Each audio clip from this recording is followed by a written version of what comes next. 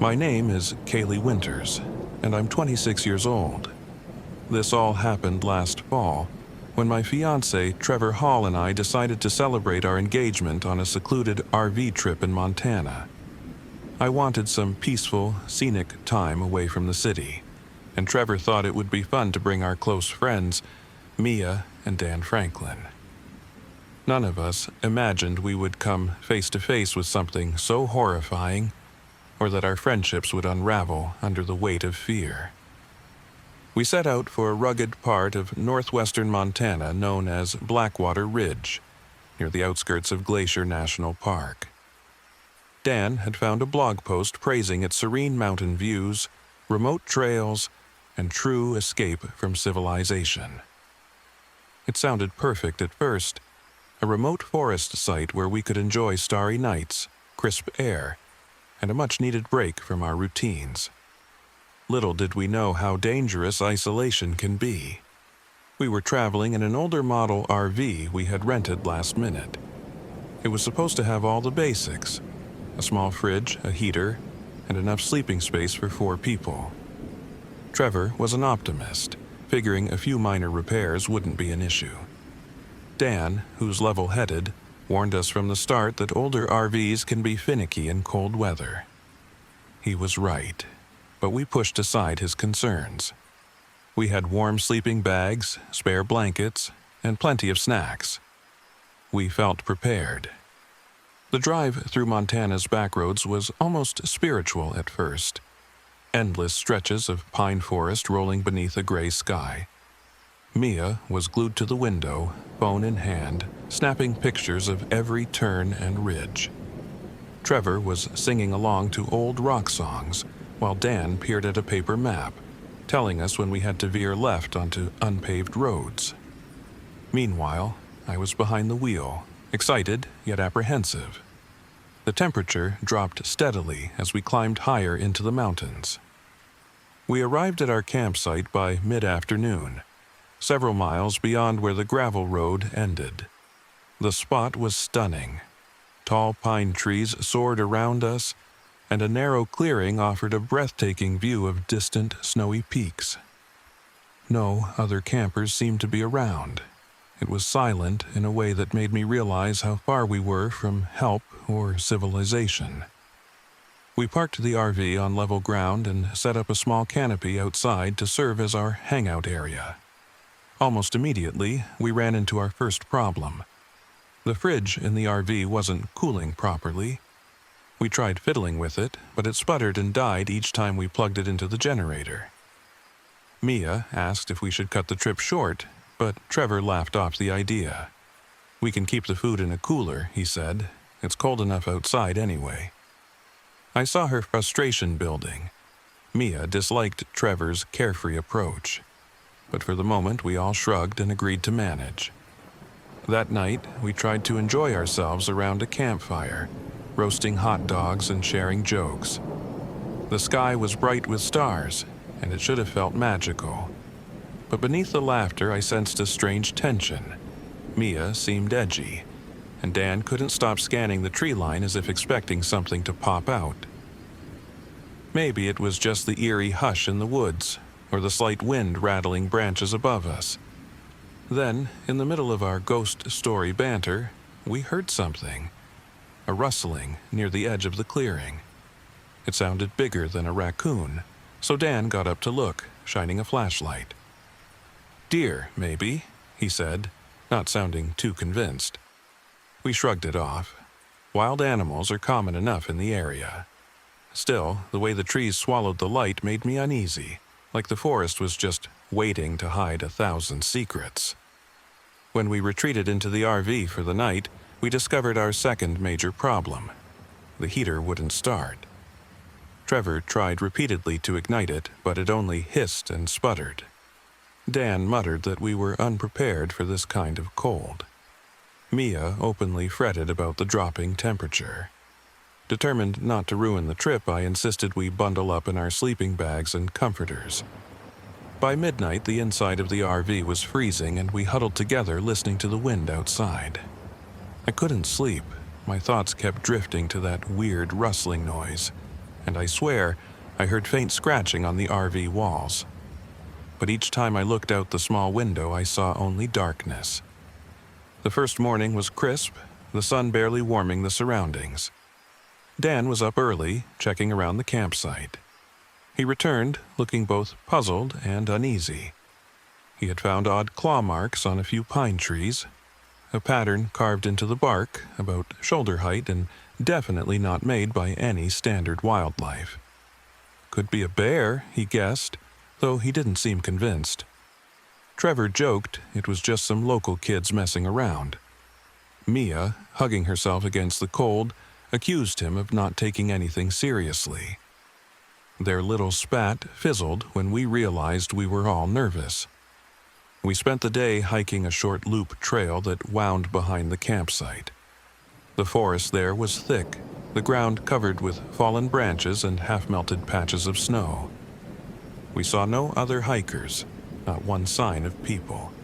A single set of footprints, possibly an old track, appeared near a rocky outcropping and then vanished.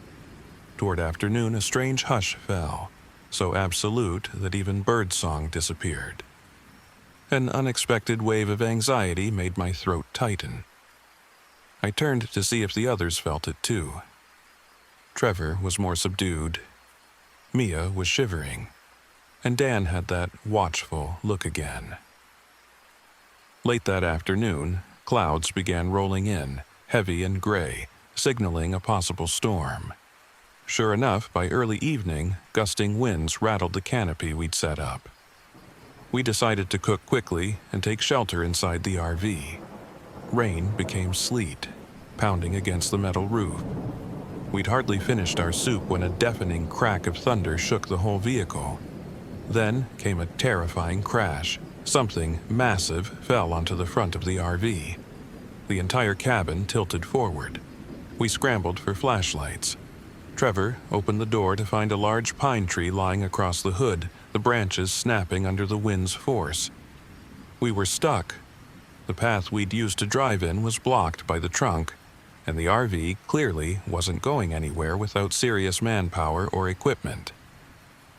"This is bad," Dan mumbled. We should have picked a campsite closer to a main road. His comment sounded like an "I told you so." Mia only glared at Trevor, as if blaming him for bringing us to this exact spot. Trevor tried to keep spirits high, saying we'd handle it in the morning. But that night brought no rest. The storm howled, and the temperature plummeted. The RV walls shook, and at some point the generator cut off. I woke up in total darkness, breathing out white puffs of steam. I think it was nearly dawn when the storm finally lessened. We discovered the damage at first light.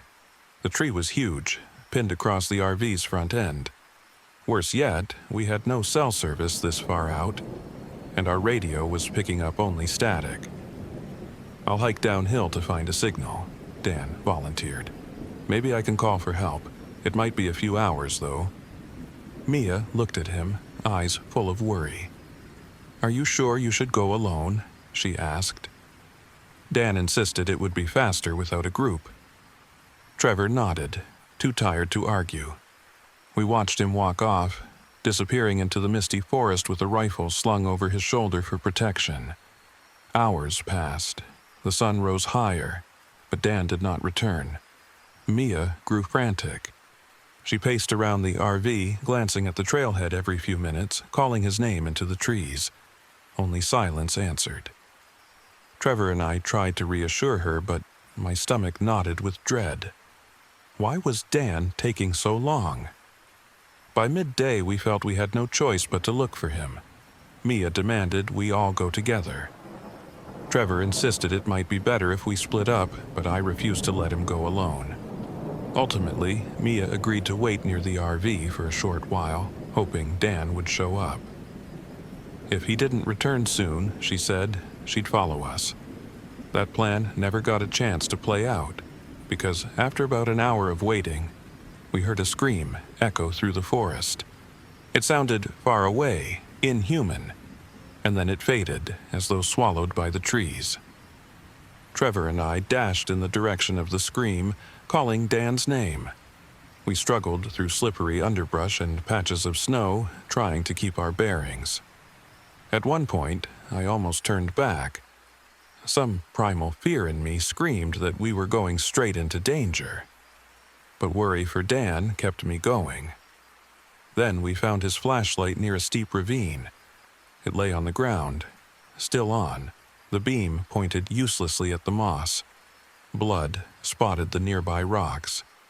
My heart pounded so hard that I couldn't think.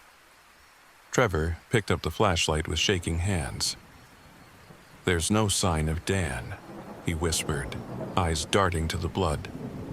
A terror I'd never felt before washed over me. We stumbled forward, calling Dan's name again and again, listening only to the wind and the occasional drip of melting sleet. Something else was there, though, something watching us. The feeling was so strong I would have bet my life on it. My body felt ice cold, and the hair on my arms rose. Then we both heard it. A faint moan, almost like a wounded animal. We followed the sound, creeping closer, hearts in our throats. As we neared a stand of twisted pines, a sudden movement made us freeze. The figure before us was not Dan. It was tall and impossibly thin, limbs elongated in a way no human limbs should be. Its face was a gaunt, contorted mask, and its eyes glowed with a sickly, pale light. A rancid smell drifted toward us, making me gag. It let out a low hiss, revealing sharp, discolored teeth.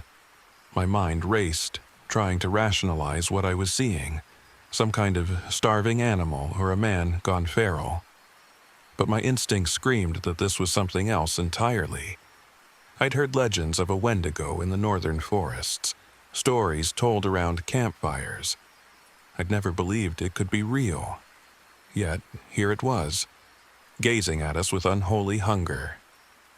Trevor gripped my arm, and we backed away, trying not to make any sudden moves. My heart thudded so loud I thought the creature would hear it. Then it let out an ear-piercing wail that sounded like a twisted imitation of a human scream. We ran.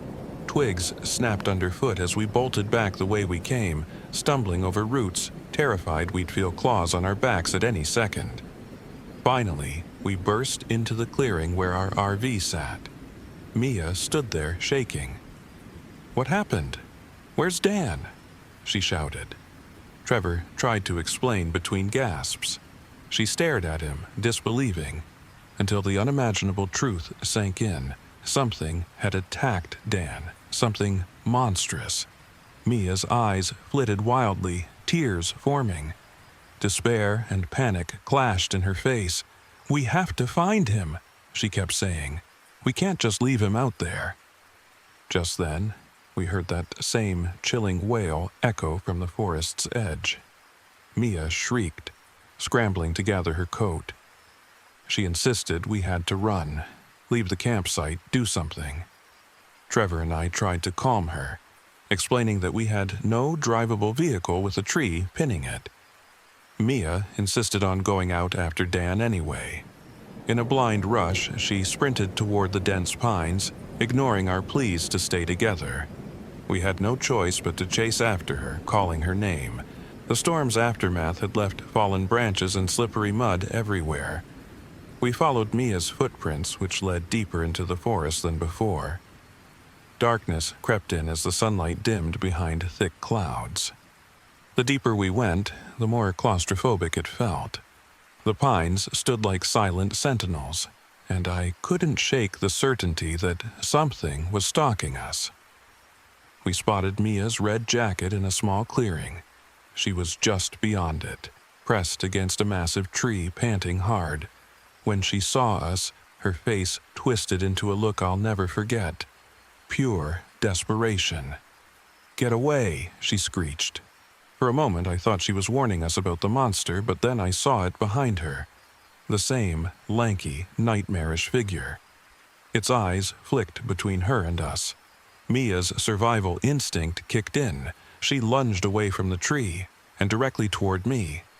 I didn't realize what she was doing until it was too late. She shoved me hard, knocking the wind out of me. I stumbled to keep my balance.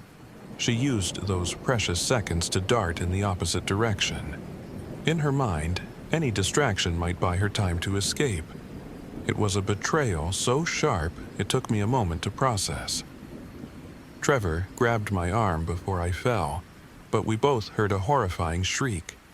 The Wendigo, if that's indeed what it was, had slithered with supernatural speed to intercept Mia. Her scream split the air, cutting off as quickly as it started. Trevor and I froze, hearts hammering. We saw movement in the shadows and heard desperate thrashing, then silence. My body felt numb with terror, but some fragment of sanity urged me to run.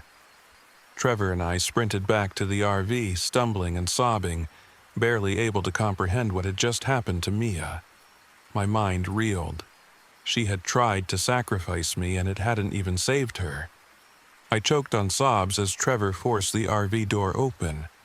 We slammed it shut behind us. Our only plan was to fortify ourselves inside and pray for daylight. But we knew dawn was hours away, and that thing was somewhere out there. The temperature inside the RV was dropping again. Still no heater, no generator. We huddled in the small kitchenette, rummaging for anything that could help us. We had a hatchet, a flare gun, and a few knives. Better than nothing, though I wondered how any of it would fare against that monstrosity. The night stretched on forever. At one point, we heard scratching at the RV door, a slow, deliberate scraping that made my blood turn to ice. Then came a dreadful moan, half human, half animal. My entire body shook, certain the creature could tear down the door if it really wanted to. Trevor raised the hatchet, but we both remained paralyzed with fear. Minutes that felt like hours ticked by until, at last, the sounds faded. I'm not sure I breathed during that entire time. When a pale dawn finally broke, we realized our only shot at survival was to try to free the RV and get back to the main road. Trevor found a sturdy metal bar, and we worked together to lever the heavy pine trunk off the hood, inch by agonizing inch. We were both exhausted and trembling. Every snap of a twig made me jump. My legs ached from hauling on that tree. But at last, the trunk rolled enough for us to push the RV backward. The front hood was badly dented, but the engine was still intact. Trevor turned the key. For a moment, the engine only coughed. My pulse pounded in my ears. A final twist, and the old RV sputtered to life, rattling ominously. Without hesitation, he gunned it in reverse, wheels spinning in the muddy ground. We jerked free of the partial blockage and maneuvered onto a narrower path that led back toward the gravel road. All the while, I was certain that spindly figure would burst out of the trees. I kept the flare gun clutched tightly in my hands, determined to use it if we saw the slightest movement. But nothing emerged. It was as if that storm-ravaged forest was empty except for us, though it felt like we were being watched. We managed to crawl down the winding, washed-out roads until we reached a more traveled route. The relief I felt at the sight of pavement was overwhelming. At the first sign of phone reception, we called the rangers and explained, stammering through tears, that Dan was missing, Mia too, and that we'd been attacked by something. They must have heard the raw terror in my voice because they took it seriously. We followed instructions to the nearest ranger station, the RV barely holding together. The rangers organized a search party. At first, I think they suspected a wild bear, or that maybe we'd hallucinated out of fear, but after they combed the area, they found bizarre footprints and a scattering of shredded clothing. They recovered Mia's red jacket near the clearing. Dan's footprint stopped abruptly near the ravine, but his body was never found. The rangers wouldn't speculate on what had happened, not officially, anyway. One older ranger quietly muttered about things better left alone in those mountains, but wouldn't elaborate. I saw in his eyes that he believed us, or at least had heard similar stories. In the weeks that followed, Trevor and I were questioned repeatedly by authorities, search and rescue volunteers, and even a private investigator hired by Dan's family. We told them everything except the part about the creature. We kept that detail vague, blaming a wild animal or an unknown assailant. Even so, I'm sure they suspected we were hiding something. The guilt and confusion weighed heavily on us. I still wake up at night, shivering at the memory of that monstrous silhouette. Sometimes I relive Mia's betrayal, the moment she thrust me toward the creature in her panic. She thought sacrificing me would buy her freedom, and I can't entirely blame her for the terror she felt. That kind of horror warps a person's morality in an instant. But her choice didn't save her in the end, and neither she nor Dan came back from that forest. Trevor tries to reassure me that we did all we could. We survived, but I'm not sure how to live with the nightmares. As for the official story, the Montana authorities left Dan and Mia classified as missing. Whenever I think about them, I imagine that broken clearing in the pines, the ragged claw marks on the bark, and the way the wind howled like a creature possessed. There's a hole in my heart for our lost friends, for the violent breakdown of trust, for the betrayal born of absolute terror. Even now, months later, I can't stand the sound of wind rattling through trees. It reminds me of that dreadful wail, that shape looming out of the shadows, and the knowledge that in certain corners of the world, far from any help, something beyond human understanding lurks, something that feasts on fear and desperation. I wish I could say it was all some twisted dream, but I still have the scars, the images seared into my mind. I know what we saw was real. I don't think I'll ever set foot in Blackwater Ridge again, and if I close my eyes on a cold, moonless night, I can almost hear that unearthly scream echoing through the pines, reminding me that there are places in this world where humans do not belong, and where the old, dark legends still walk among the trees.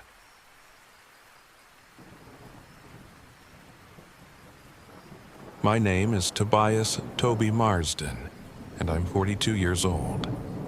This happened about a year ago when I decided to take a solo trip in my old RV through Northern California, specifically the Redwood National and State Parks. At the time, I was freshly divorced, carrying more regret than luggage, and I believed that drifting through those towering forests might help me forget the past, or at least give me a new perspective. I'd once worked as an EMT, which left me with a peculiar kind of composure under stress, but also a head full of memories I'd rather not revisit. Divorce did a good job of dragging those old memories back to the surface. I told myself, find the tallest trees, the greenest trails, and the purest silence, and maybe you'll find some peace. That's how I ended up on an unofficial pull-off along Redwood Creek, alone with my thoughts and an RV that was older than I'd like to admit. The trouble started almost immediately. On the first day, my RV's lights began flickering without explanation. I figured it was just a minor electrical glitch. I'd had issues with the wiring before, and dismissed it. When I stopped at a small ranger station to ask about trail conditions, I met Alan Reyes, a lanky, nervous park ranger who glanced at my battered RV and frowned. "You sure you want to stay out there near Redwood Creek?" he asked. "Plenty of official campsites, less chance of trouble." I told him I preferred the quiet. He sighed. "All right, but keep an eye out. Folks sometimes report weird sightings in that area. Local legends, you know." "Legends?" I asked. He shrugged, clearly uncomfortable. "People say they see a woman in a white dress roaming the forest. Could just be a story, but it's spooked enough campers that we keep an eye on Redwood Road. It's easy to get turned around in the fog out there." I thanked him and drove off, ignoring the chill that snaked through me. I'm not superstitious, but I do respect strange occurrences. During my EMT days, I saw plenty that defied tidy explanations. Still, I chalked up Alan's warning to local folklore meant to keep tourists cautious. I made camp where Redwood Road narrowed into a small clearing by the creek. The place was breathtaking. Ancient redwoods towering overhead, a gentle breeze rustling the ferns, and the hush of water nearby. The first evening was peaceful enough. I sipped instant coffee by the RV door, scanning the forest and letting my mind drift. Darkness fell, and with it came the fog, rolling in between the trees like a living thing. My RV lights flickered again, brightening and dimming in a slow pulse. That night, as I lay on the small bed, the wind occasionally rattled the windows, but I managed to sleep. The next day, I decided to explore a bit. My supplies were on the light side, just enough for a couple of days, so I planned to pop into a nearby town for groceries afterward. Early that morning, while walking near the creek, I saw footprints in the damp soil. Bare footprints, small like a woman's. The stride was oddly spaced, almost floating. I knelt to examine them, but they disappeared into thicker brush. A memory from my EMT days tugged at me. Footsteps ending abruptly can mean someone fell or got dragged away. I felt my pulse pick up, but told myself it must be a hiker. Perhaps they were wearing water shoes that left a weird imprint. Later, I drove into the nearest town. Half the stores looked closed or abandoned, but the local museum/gift shop was open. That's where I met Georgia Chen, a local historian who was happy to chat about Redwood lore. She was a short, energetic woman who lit up at the mention of forest legends. "That area has quite the stories," she said. "I've heard about a bride who vanished in the 60s. She went out walking the night of her wedding. Nobody saw her again. Some claim she drowned in the creek, others suspect foul play. People swear her spirit wanders in a white dress." I recalled the footprints I'd seen and fought back a shiver. I confessed I'd chosen to stay out near Redwood Creek. Georgia gave me a concerned look and gently suggested I camp elsewhere if I didn't want to spook myself.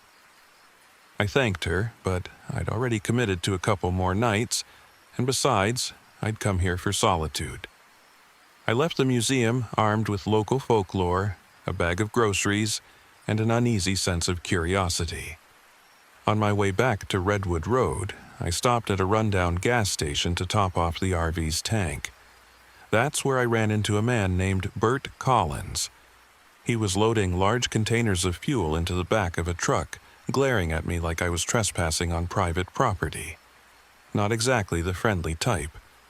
I gave a polite nod, but he took it as an invitation to scoff. "You one of those city types come to poke around?" he asked abruptly. I bristled. "Just here to see the redwoods." He spat on the ground. "Hope you're not planning on poking your nose in places it don't belong." With that, he slammed his truck door and drove off, leaving me with an uncomfortable feeling. I'd heard rumors of illegal logging in the area, but I had zero intention of meddling in local disputes. I just wanted a quiet vacation. That night back at camp, I caught my first real glimpse of something that made my blood run cold. The fog rolled in denser than the night before. My RV's lights flickered worse than ever, almost like someone was toggling the switch. I stood outside, shining my flashlight along the tree line. That's when I saw her. Just a pale outline gliding between thick trunks. I froze. It looked like a woman draped in white, hair flowing around her shoulders in tangled waves. For a split second, I thought it might be a trespasser who needed help. But my flashlight flickered, and in that flicker, she vanished. No sound of footsteps, no rustle of branches, just gone. I felt the hairs on my neck stand on end. As a former EMT, I'd learned to stay calm in unexpected situations, but I was trembling. Rationally, I told myself it was my eyes playing tricks in the fog. Yet, I couldn't shake the sense that I'd just seen something not entirely of this world. I retreated into the RV, locked the door, and spent the next hour wide awake, listening. The wind in the redwoods sounded almost like whispering voices. Eventually, I dozed off. In the morning, my nerve partially returned. I decided to walk the perimeter of the area, see if there were any physical traces left behind. That's when I found a single, mud-caked shoe near the creek. It looked vintage, like something from decades ago, definitely not a modern sneaker or sandal. I picked it up, my heart thudding. The shoe was worn, the stitching frayed. Had it washed up from upstream? The more I looked, the more it chilled me. It matched the era Georgia had mentioned, 1960s or so. Was this the bride's shoe? Questions buzzed through my head. If she really drowned, where was the rest of her? Why did people keep seeing her ghost? And what if it wasn't just a legend? I was so preoccupied that I nearly leapt out of my skin when Bert Collins reappeared, stepping from behind a cluster of ferns. He scowled at the shoe in my hand. "You sure are snooping around a lot," he said. "Found what you're looking for?" "It's just a shoe," I managed, forcing a calm tone. He snorted. "Those stories about a lady in white, just that, stories. Don't go getting fancy ideas. People around here mind their business." His sudden appearance set off alarm bells. I wondered if Bert was involved in illegal logging, or worse. When I pressed him for why he was out here, he just spat again and barked, "Watch yourself," before stomping off in the direction of the main road. I stood there, unnerved, sure that something bigger was happening in these woods. That afternoon, I debated calling the local ranger station again, but decided to tough it out one more night. I even considered leaving, but a stubborn part of me refused to be chased away by foggy sightings or suspicious locals. I regretted that decision soon enough. Just before dusk, while I was organizing my groceries inside the RV, the lights flickered violently and then died altogether. The engine refused to start, no power, no ignition, nothing. Cursing, I grabbed my flashlight and stepped outside to check the battery or any loose cables. The forest was quiet, eerily so. Even the birds seemed to have abandoned the area. Fog was already creeping in. As I made my way to the front of the RV, I heard a soft sobbing sound that sent ice through my veins. It was faint, carried by the wind, and undeniably human-sounding. I set down my flashlight and forced myself to follow the noise, calling out, "Hello? Are you hurt?" The sobbing moved deeper among the giant trunks. I caught glimpses of white through the swirling mist. Panic warred with concern. Old habits from my EMT days spurred me forward. I hated ignoring a possible cry for help. But every step felt heavier, like I was walking into a trap. The tall redwoods absorbed what little light remained, and each time I shone my flashlight ahead, I caught flickers of movement. At one point, I thought I saw the hem of a white dress vanish behind a massive tree. Then the sobbing stopped. The silence felt like a held breath. My flashlight started flickering again. I was about to turn back when a figure emerged. A woman with stringy hair, wearing a tattered white dress. Her face was partially obscured, but I could see dark hollows where eyes should be. She looked at me, more like through me, and let out a whimper that sounded half human, half wind. My legs nearly gave out from sheer terror. Instinct screamed at me to run, but an odd empathy welled up. She seemed in pain, sorrow radiating off her. Are you okay?" I stammered, even though no part of me believed she was living. She opened her mouth as if to speak, but no words emerged, only a trembling exhale that made my flashlight blink. Then she drifted backward, melting into the trees. I stumbled away, heading back to the RV as fast as I could. When I reached the clearing, I saw headlights swinging through the fog. A truck. Relief lasted all of 2 seconds before I realized it was Bert Collins again. this time with the two shadowy figures beside him. They got out, flicking on high-powered flashlights that stabbed at my eyes. "What did I tell you?" Bert growled, eyes flicking to the disabled RV. "You just couldn't leave well enough alone." "I'm not messing with anything," I said, trying to steady my voice. My heart was still racing from the ghostly encounter. "I just had an electrical failure." "Sure you did," Bert muttered. He nodded to one of his companions who casually leveled a hunting rifle in my direction. "See, we got a good thing going in these woods, and we don't need someone poking around. You skip off tomorrow morning, or maybe you won't be leaving at all." I raised my hands, trying to calm the situation. "I'm just camping. I'm not with law enforcement or anything. I'll go as soon as my RV starts." One of Bert's men stepped forward, but then a shape materialized behind him, a pale glow forming in the fog. The woman in white. Her outline flickered in and out, her eyes fixed on the intruders. One of Bert's men spun around, cursing loudly. Bert fired a shot into the air, pure panic on his face. The ghost let out the most haunting cry I've ever heard, and the thick fog swallowed the flash of the gun. In that instant, I dashed between Bert and the rifle-wielding goon, seized the opportunity to grab my flashlight from the RV steps, and bolted. I heard Bert's men shouting behind me, but I kept running deeper into the forest, not sure where I was heading. The ghost's wail echoed again, pushing the men's voices further into the distance. After several adrenaline-fueled minutes, I stopped behind an enormous fallen log to catch my breath. My flashlight flickered on and off, painting the thick trunks around me in quick, disorienting bursts of light and shadow.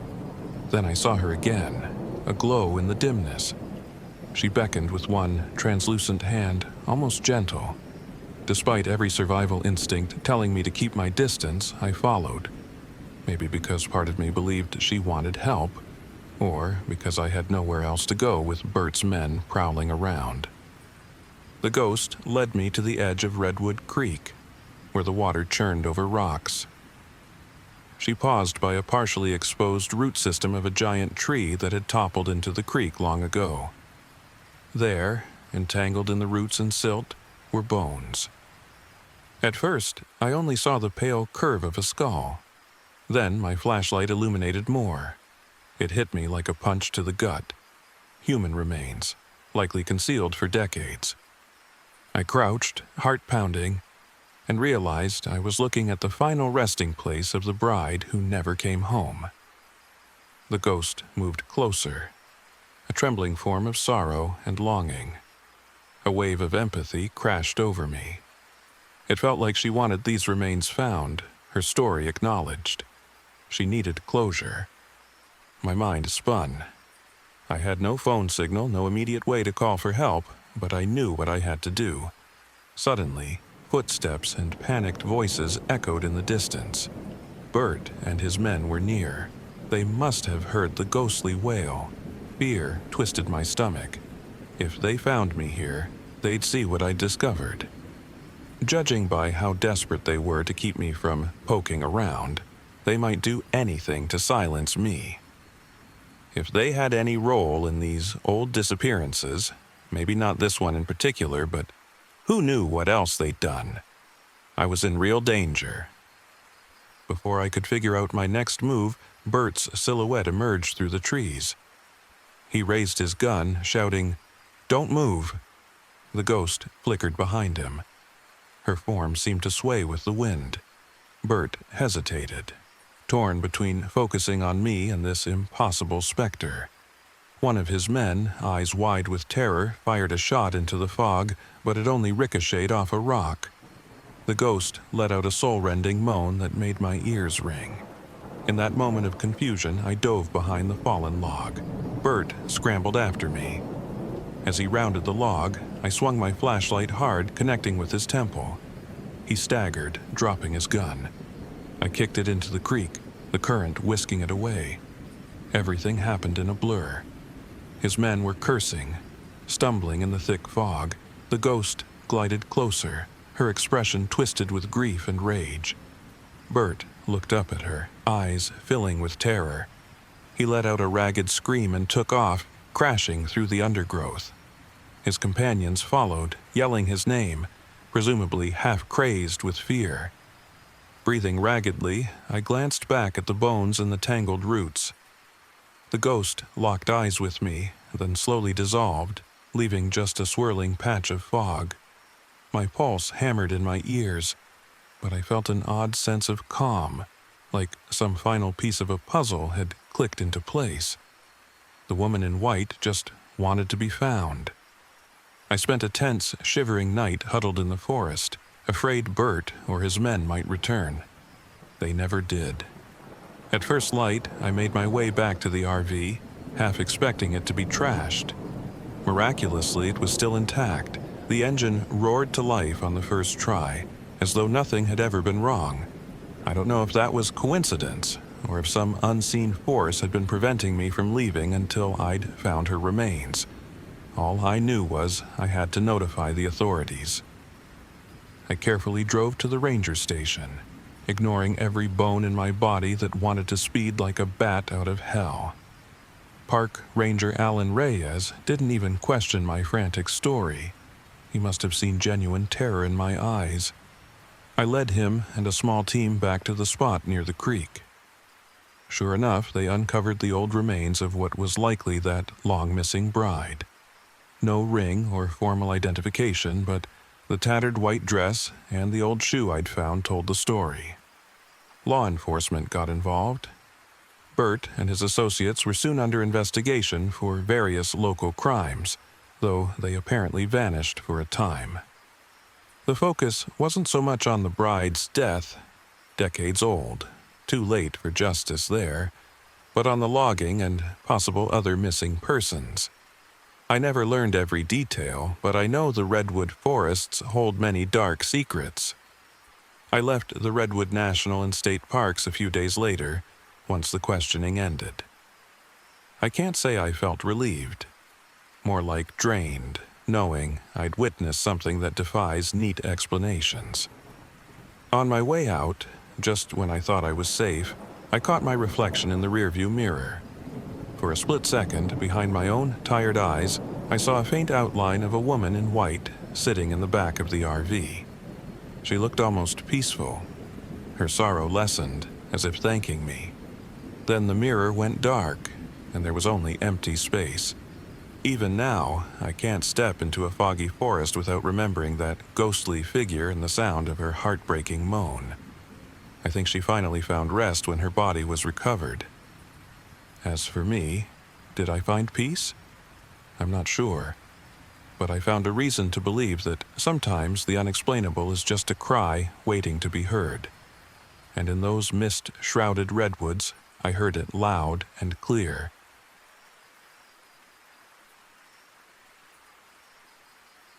My name is Noah Ramirez, and I'm 35 years old. This happened last summer, when I drove my battered RV into the heart of Arizona's Painted Desert, searching for solitude and a shot at reinvention. I'd left my corporate job just a month earlier, burnt out, frustrated, and in desperate need of something new. I thought the desert's quiet would help me breathe again. I never expected it would test me in ways that still haunt my dreams. I arrived in the late afternoon. The Painted Desert spread out before me like an endless expanse of vivid red, orange, and lavender rock layers. The sun hung low, making the Badlands glow. I felt a thrill at the beauty of it all, and a tension in my gut when I realized how far I was from anything resembling civilization. Perfect, I thought. Exactly what I need. My RV was old and prone to issues. The air conditioning sputtered in the heat, the dashboard lights flickered, and the engine ran hot. But I assured myself I'd done all the major checks before leaving home. I pulled into a lonely patch of desert just off a dirt trail near Petrified Forest National Park. A single sign marked the boundary of the official park area. The ranger station was miles away. I'd passed it earlier and spoke to a tall woman named Carolina Vega. She'd been polite, though her voice held a note of concern. "Here for photography?" she'd asked. "Yeah," I answered, showing her my gear, "and maybe some stargazing." "Just watch yourself," she said, handing me a brochure. "The Painted Desert can be disorienting at night, especially off-trail. We've had people go missing recently." "Missing?" I repeated, trying to keep my voice casual. She shrugged. "A handful of hikers. Some folks blame the usual, heat stroke, dehydration, but some of the locals spread rumors of a bruja out there. A desert witch. Just stay safe." I flashed her a grateful smile, though my stomach fluttered. Superstitions never appealed to me, but I didn't argue. I had an open mind, sure, but I also figured fearsome legends often sprang from real dangers like scorpions, rattlesnakes, or criminals. Either way, I assured her I'd be careful, and we parted ways. That night, I parked, set up my tripod, and snapped photo after photo of the sunset blazing over eroded mesas. The temperature dropped quickly after dark, leaving the desert still and silent. I settled inside the RV, rummaging through a half-hearted dinner of canned soup. Flicking on the overhead light, I noticed a faint shimmer in the distance, like dancing lights. I stepped outside, scanning the horizon. There was nothing but shadowy hills. Shrugging, I went back in, chalking it up to heat exhaustion or reflections on my windshield. The next day brought relentless sun. Even with the windows open, the RV felt like an oven. My plan was to drive deeper into the Painted Desert for better pictures, but the engine temperature gauge climbed steadily. So I pulled over near a dry wash. I let the engine cool while I grabbed my camera and wandered on foot. That's when I met Mike and Sabrina Turner, a friendly, middle-aged couple in a newer RV parked a short distance away. "We almost never see anyone else out here," Sabrina told me. "How's your trip going?" Mike cut in. "Be careful with that old rig in this heat. We've seen folks break down and get stranded." His eyes had a flicker of unease. "Also heard strange stories from the rangers. People say they've seen a ragged woman lurking around." My stomach nodded at how closely that echoed Carolina's warning, but I shrugged it off, smiling politely, and we swapped small talk. They'd been planning to stay another night, but suddenly seemed spooked by the conversation. By evening, they were gone, dust trailing behind their RV as it rumbled out of sight. That second night, the chanting began. I woke around midnight to a voice carried on the wind, soft, repetitive, completely unlike the howls of coyotes. I peered out the RV window, heart pounding. It sounded like a woman's voice, but I couldn't grasp any words. My brain buzzed with rational explanations.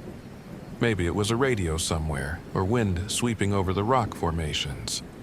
But it set my teeth on edge. Come morning, I tried to brush it off.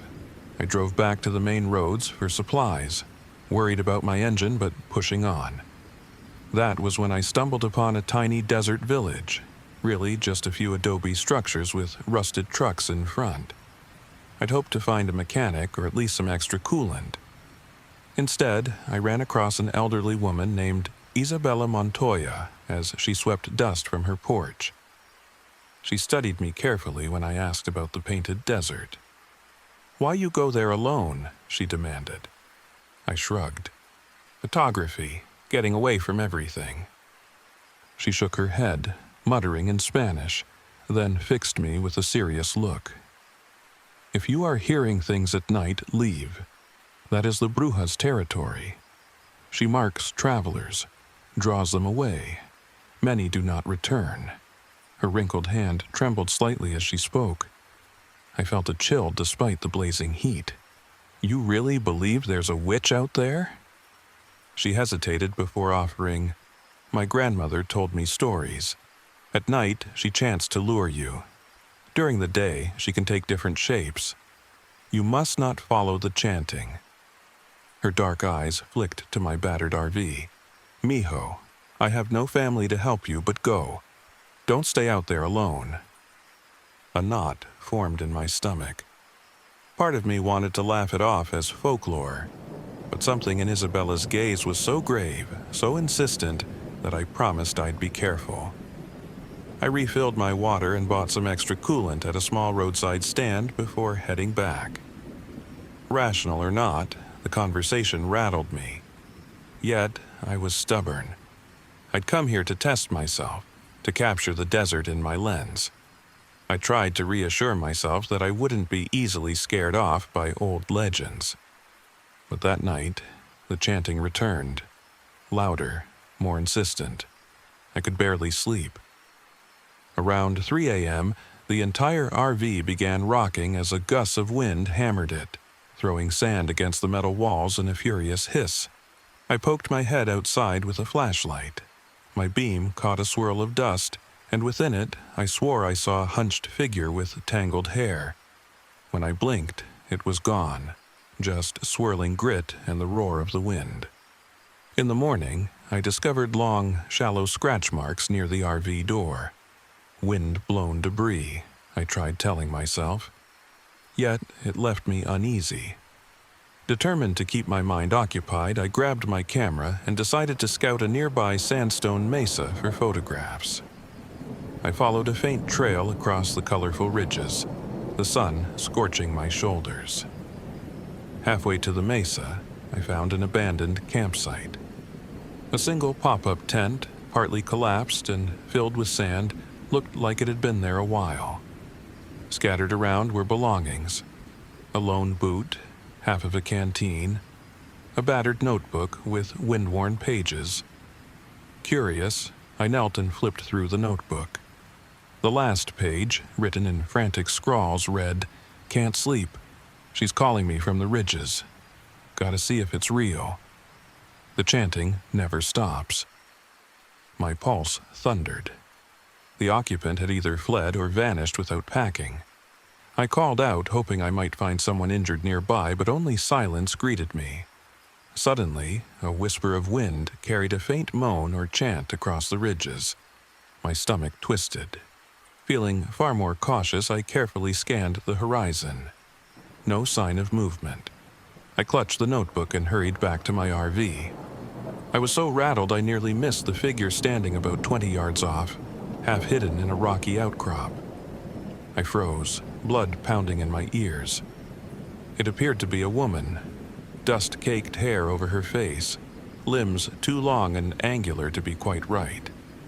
She wore tattered desert-colored cloth, blending eerily with the surroundings. The chanting seemed to resonate from her direction, too soft for me to catch the words. My lips parted. I wanted to call out, but fear gripped my throat. She cocked her head, as if studying me. Then a swirl of sand blew over the ridge and she was gone. I sprinted to my RV, adrenaline on overdrive. Once inside, I tried to start the engine, nothing but a weak click. My temperature gauge blinked red. I grabbed my spare coolant and topped off the radiator, praying that would help. The next attempt had the engine sputtering to life, though the AC refused to function at all. I'd have to ration water and keep the windows cracked for ventilation. I decided to drive closer to the ranger station, but after several miles, the engine temperature soared into the danger zone. Steam hissed from under the hood. I was forced to pull onto a rough, unpaved track to let it cool down. The painted desert was a maze of arroyos and winding washes, and I realized I was drifting off the main route. The sun was dropping low in the sky. My pulse hammered with the realization that if I got stuck here after dark, I'd be alone again in the Brujas domain. The engine refused to cooperate, so I waited for evening to bring cooler air. As dusk fell, the horizon glowed blood red, shadows stretching like claws. By the time I tried to start the RV again, the night wind had begun to stir. A long, keening wail drifted across the desert. My chest tightened in panic, but I turned the ignition, and the engine coughed awake, though it sounded awful. Fighting tears of relief, I managed to crawl along at a snail's pace, searching for a route that might lead to the main road. Then the dust storm hit. The wind whipped up a sudden squall of sand so thick I could barely see past the hood. The RV groaned under the onslaught. I peered through the windshield, heart pounding, when something slammed against the side with a jarring thud. In the swirl of my headlights, I caught a glimpse of that ragged shape again. Gaunt limbs, hair flailing. The glass cracked under an impact and I screamed, swerving the wheel in blind panic. The RV lurched and skidded. A heavier gust of wind followed, buffeting me sideways. I felt the wheels grind over rocky terrain. When the storm let up just slightly, I realized I'd lurched to a stop, angled near a cluster of towering rock spires. The chanting began again, closer this time, almost inside my head. I forced myself to step out, wincing as sand scoured my face. The bruja, if that's what she truly was, seemed to circle in the darkness. I could hear shuffling footsteps on the gravel. My flashlight beam caught glimpses of her worn cloth and a face half concealed by matted hair, pale eyes reflecting the light in an inhuman gleam. Desperate, I grabbed a pry bar from the RV, trying to defend myself or at least buy time. The bruja hissed, a guttural sound that made my spine crawl. She chanted again, and in that maddening swirl of sand, I saw strange symbols carved onto a flat rock. A circle with angular shapes inside, reminiscent of older southwestern petroglyphs. Something told me these markings were important, that they might be fueling her presence here. Heart hammering, I staggered closer, pressing my foot down on the circle to scuff it out. The chanting rose into an enraged screech. My flashlight flickered. With trembling arms, I swung the pry bar, chipping away at the etched rock. The bruja shrieked loud enough to make me dizzy. In that split second, I saw her charging forward, teeth bared. I lunged aside, half falling over a rock. My flashlight flew from my hand, its beam dancing across the spires. In a desperate move, I kicked sand onto the carving, scraping it away until the symbols were almost unrecognizable. Something about that seemed to disrupt her. She doubled over, screeching incoherently, as if in terrible pain. I scrambled back into the driver's seat, adrenaline surging, half sure the bruja would tear the door off. The engine sputtered, roared, then coughed. I pumped the gas pedal, praying. Another screech sounded, far too close. Finally, the engine caught, and the wheels spun on the loose gravel, the RV lurching forward. Through the side mirror, I caught one last glimpse of that figure collapsing by the defaced symbols, limbs twitching in the swirling dust. I drove blindly, ignoring the thumping in my chest, ignoring every insane thought that told me I'd imagined it all. After some harrowing twists and turns, the storm began to subside. My headlights eventually cut across a paved road, and I nearly broke down in tears of relief. I followed it until I reached a small ranger outpost, staggering out of the RV into the ghostly hush of dawn. Ranger Carolina Vega was there, her face etched with shock when she saw my disheveled appearance and the new dents in my vehicle. She called for help immediately, leading me inside and giving me water as I babbled about the bruja, the chanting, the carvings. She assembled a few people to investigate. They found footprints, a half-toppled rock spire with fresh gouges, and the shredded remains of symbols in the dust. No sign of a living person, though there was some blood on the rocks. Whether it belonged to a human or something else, nobody could say. I spent the next 24 hours in a daze. The local authorities took a statement, but they stopped asking questions once they realized how bizarre my story sounded. They filed a tentative report, possible assault, unknown assailant. Ranger Vega tried to be supportive, yet I could see the doubt in her eyes. People whispered about illusions caused by dust storms or borderline heat stroke. I left Arizona soon after, refusing to spend another night in the painted desert. The old RV rattled as I drove, and I half expected the engine to die for good. But I managed to limp into a busy highway town where I crashed in a cheap motel. After a sleepless night, I reviewed the images on my camera. My heart nearly stopped when I found a single photo taken inadvertently, probably when I dropped the camera. It showed a swirl of dust, and at the edge of the frame, a ragged silhouette with elongated limbs, the eyes glinting unnaturally. As I stared, lines of static flickered across the screen, and the image corrupted before my eyes. The file was gone, replaced by unreadable data. Even now, I can't explain everything I saw. Maybe the painted desert's legends are real. Maybe the Bruja was some kind of malignant presence tied to those ancient carvings.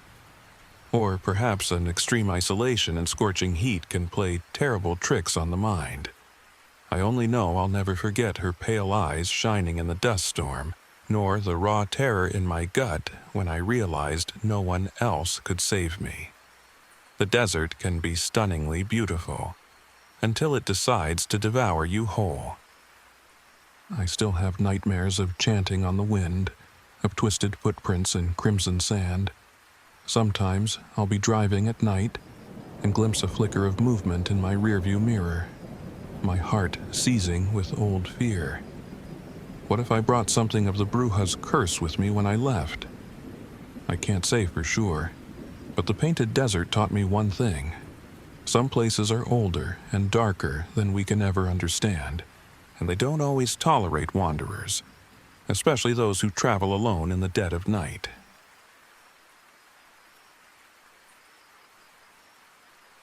My name is Elizabeth Liz Harding, and I'm 37 years old. This happened late last year, when I set out for a remote area of West Virginia called Miller's Gorge, hoping to finish the travel guide I was writing, and maybe sort through my own messy life. My relationship of 6 years had just ended, and solitude sounded like the perfect cure. As a freelance writer, I'm used to traveling in my old RV, gathering local lore and offbeat stories. When I heard rumors about Miller's Gorge being a hidden gem, I convinced myself I'd find breathtaking views and unique fodder for my book. I arrived in the early afternoon on a Friday. The winding roads through the Appalachian Mountains were both thrilling and unnerving. Steep drops, hairpin turns, dense forest pressing in on all sides. My engine grumbled in protest at every incline.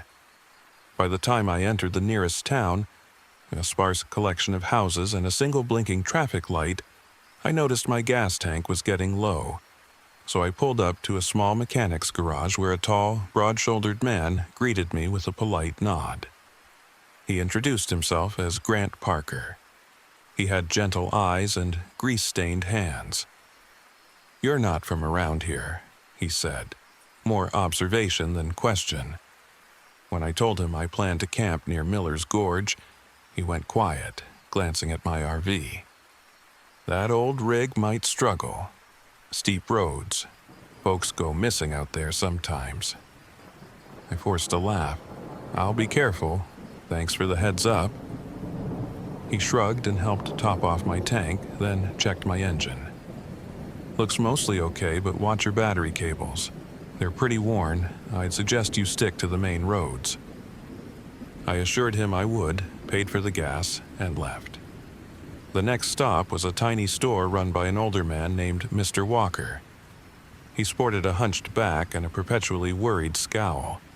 The shelves were half empty, but I managed to grab some canned food, water, and a local map. Mr. Walker's eyes narrowed when he learned where I was headed. "Not much for tourists there," he said. "You're writing about the gorge, I take it?"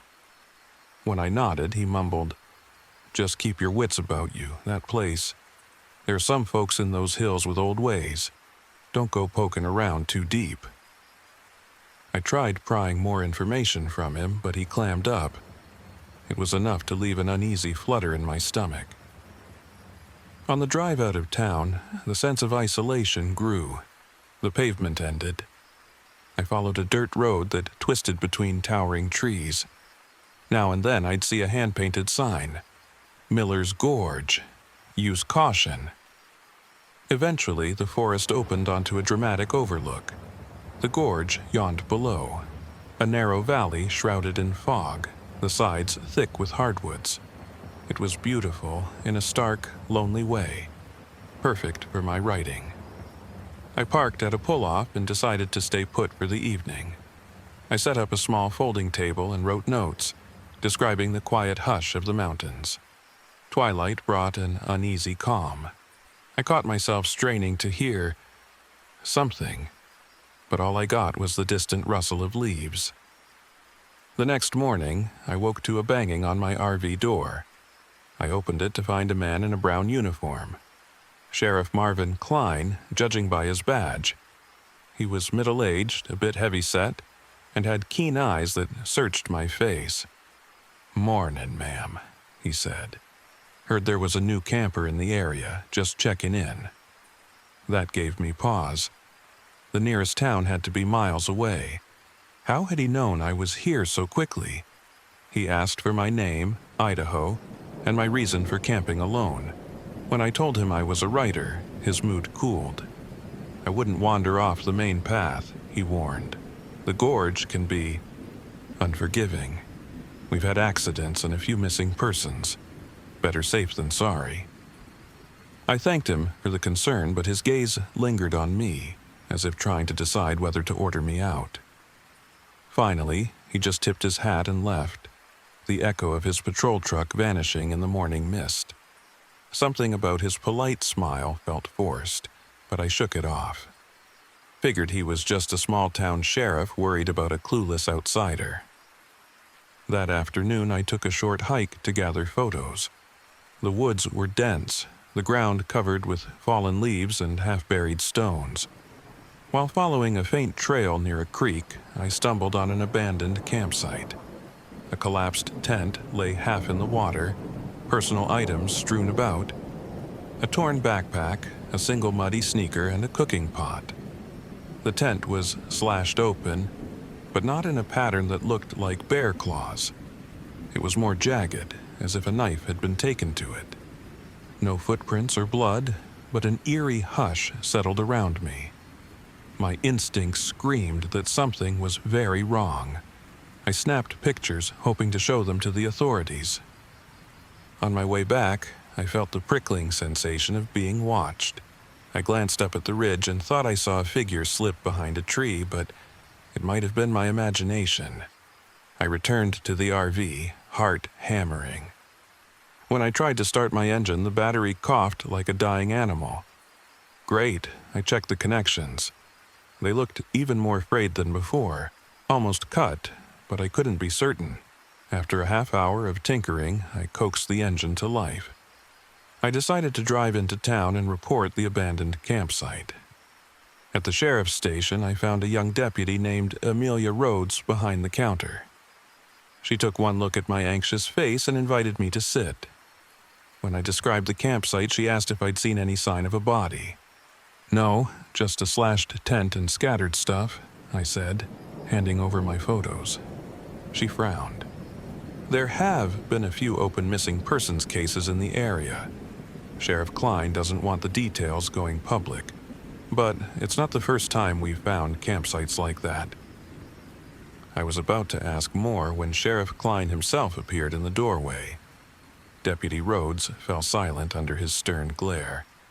He thanked me for bringing the pictures, insisted they would look into it, and all but pushed me out the door. I left feeling more unsettled than ever. Something was off. I told myself I'd stay only one more night to gather material for my book, then move on. Before heading back to the gorge, I stopped by Grant Parker's garage again.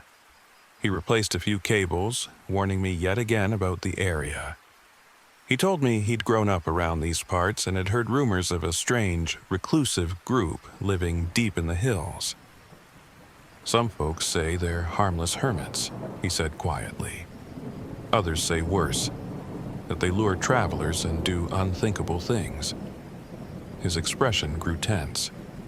If you hear anything strange at night or see folks lurking, just drive away fast.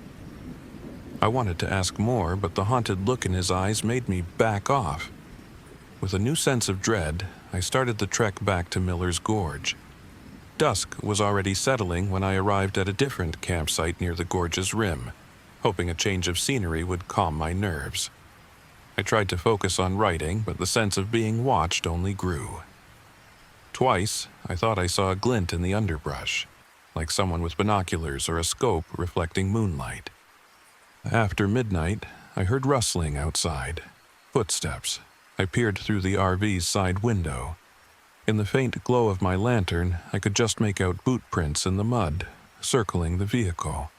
But I saw no one. My breath quickened. Was it the sheriff checking on me or someone else? My instincts told me not to open the door.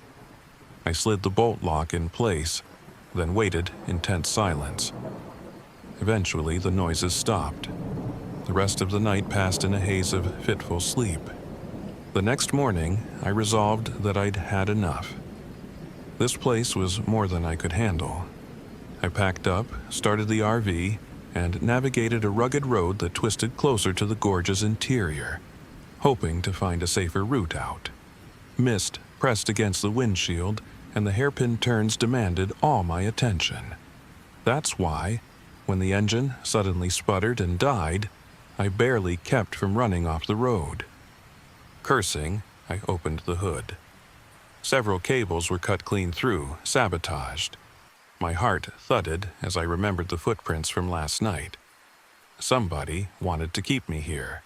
With no cell signal, I was stranded unless I walked miles back to the main road. I rummaged for my tools, then heard the crunch of gravel. A black pickup appeared around the bend. Relief coursed through me for a moment. Maybe I'd get a ride to town. But then I saw who was inside, Sheriff Klein. I waved, explaining what happened. He got out slowly, eyes scanning the RV's open hood. "That's mighty unfortunate," he said. But there was no sympathy in his voice. He had one hand on his belt, near his sidearm. "Should I call a tow?" I asked, forcing calm even as goosebumps rose on my arms. "No tow available this far out," he replied, looking at me in a way that made my skin crawl. "I'll see what I can do." He leaned into the engine, but instead of helping, he yanked out another wire and pocketed it. I stared in shock. My voice refused to work. Then he gave me a thin-lipped smile. "You city types never learn," he said. "Miller's Gorge isn't for visitors." Some primal fear roared inside me. I spun to run, but he was faster. He grabbed my arm, twisting it painfully behind my back. Panic hammered in my chest as I realized the local lawman wasn't just ignoring the crimes, he was part of them. Was this the old group Grant mentioned? I suspected it might be more than just an off-grid family. Klein forced me into the bed of his pickup, binding my wrists with the zip ties.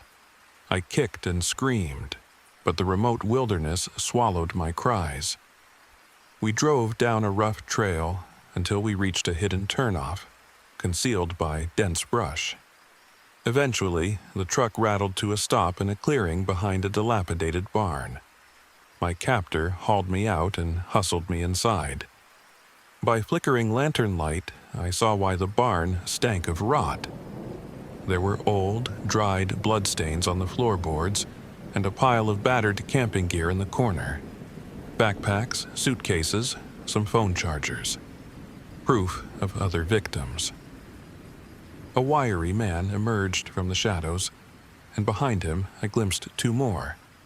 Sunken eyes, ragged clothing, the reek of sweat and filth. The one with a wiry build grinned when he saw me. "Fresh one, huh, Sheriff?" Klein nodded grimly. "She found that campsite near the creek. We can't have her blabbing about us." I realized with growing horror that this was a group effort. Cannibals, if the rumors were to be believed. My stomach lurched at the possibility of what they did to their captives. One of them, A woman with matted hair approached and prodded my side like I was livestock. I nearly fainted from revulsion. My mind whirled, searching for an escape. They dragged me into an underground cellar. Its walls were rough stone, the smell of decay thicker there. Flickering torchlight revealed a cramped space with a locked door and an improvised altar-like table. I saw ropes, knives, and splatters of something dark.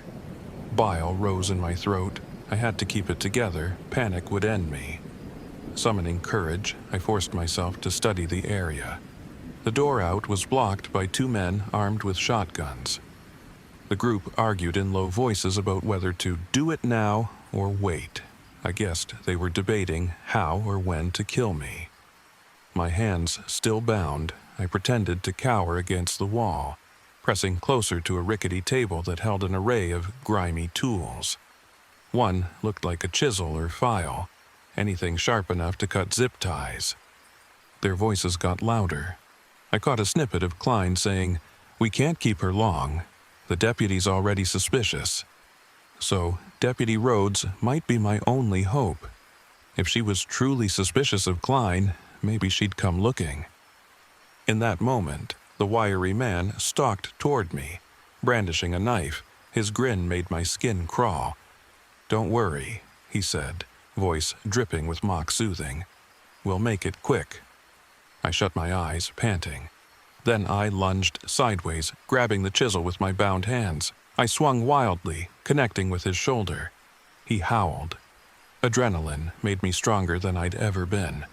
My zip ties snapped against the rough edge of the chisel, freeing my wrists. A barrage of curses erupted. Klein lifted his shotgun, but I scrambled behind a support beam. Another cultist tackled me. We struggled, fists flailing. The stench of his breath nearly choked me. I raked my nails across his face, and he reeled back with a scream. The woman with matted hair tried to block the cellar stairs, so I smashed a lantern at her feet.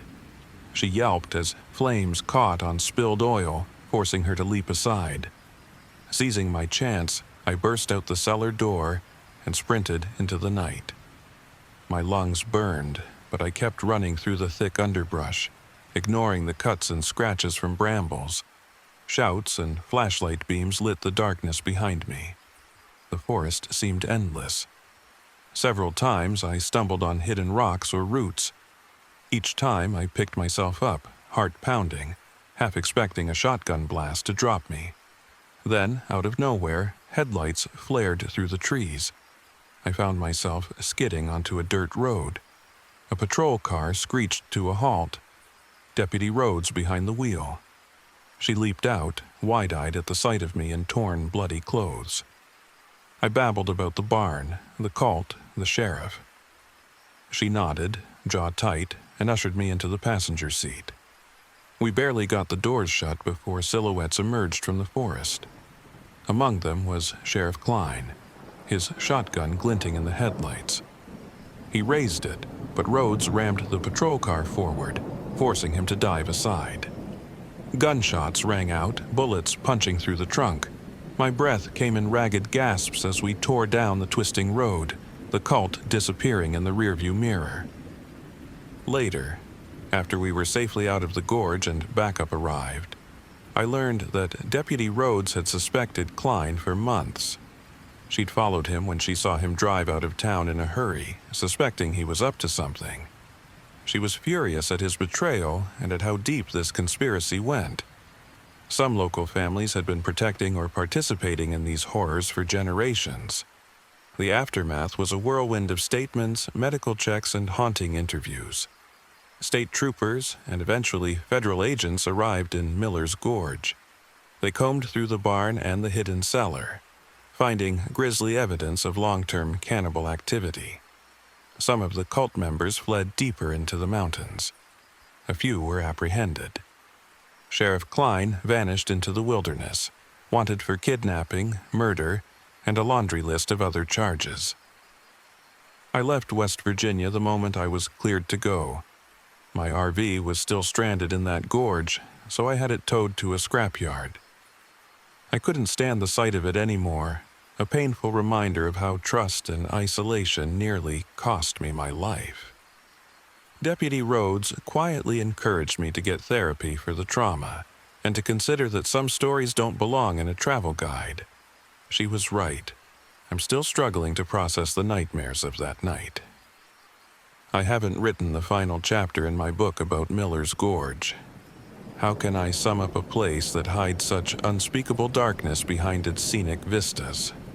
Part of me wants to detail every horror I witnessed, but another part fears no one will believe me, or that publicity might lure more unsuspecting victims. All I know is that there are corners of this country best left alone, where ancient mountains hold on to old secrets, and not all who vanish do so by accident. I learned that too late, and I can only hope my story keeps at least one other traveler from stumbling into the shadows of Miller's Gorge.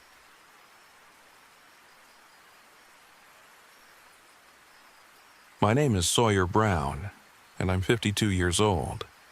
This happened a few months ago when I packed up my rundown RV and headed for the remote desert of West Texas near Big Bend. I just retired from teaching high school literature in Dallas, and I wanted a grand adventure. Something to prove that I could still rough it, explore the wilderness, and maybe capture some stunning photos of the desert. I never imagined I'd find something else out there, something that wore my face but wasn't me at all. I reached the dusty outskirts of Big Bend on a blistering afternoon. The thermometer on my dashboard read 104 degrees, and the AC in my RV kept cutting in and out, spitting warm air instead of cool. Rolling down the windows helped a bit, but I'd soon learned that in the desert, even the wind can feel like a hairdryer aimed at your skin. After an hour or so of winding through arid terrain, I saw a small sign for Caleb's RV and Supply, a glorified shack with a couple of dusty gas pumps. I pulled in, thirsty and already feeling drained. A middle-aged man with weather-beaten skin and a suspicious glint in his eye stepped outside. "You the fella in the old RV from Dallas?" he asked. "That's me," I said. "Sawyer Brown, a retired teacher, hoping to camp out near Big Bend for a week or so." He gave me a strange look. "Huh? You came by yesterday too, right? Stocked up on water, said you were heading deeper into the desert." I laughed, though a chill prickled over my neck.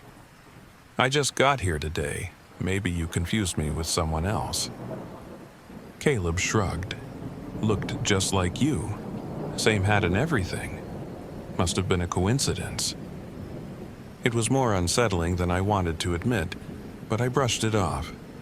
People mix up faces all the time. I bought a couple of spare gallons of water and asked about scenic spots that weren't too crowded. He pointed me toward a rough dirt road that led away from the main park campsites. "You want real solitude?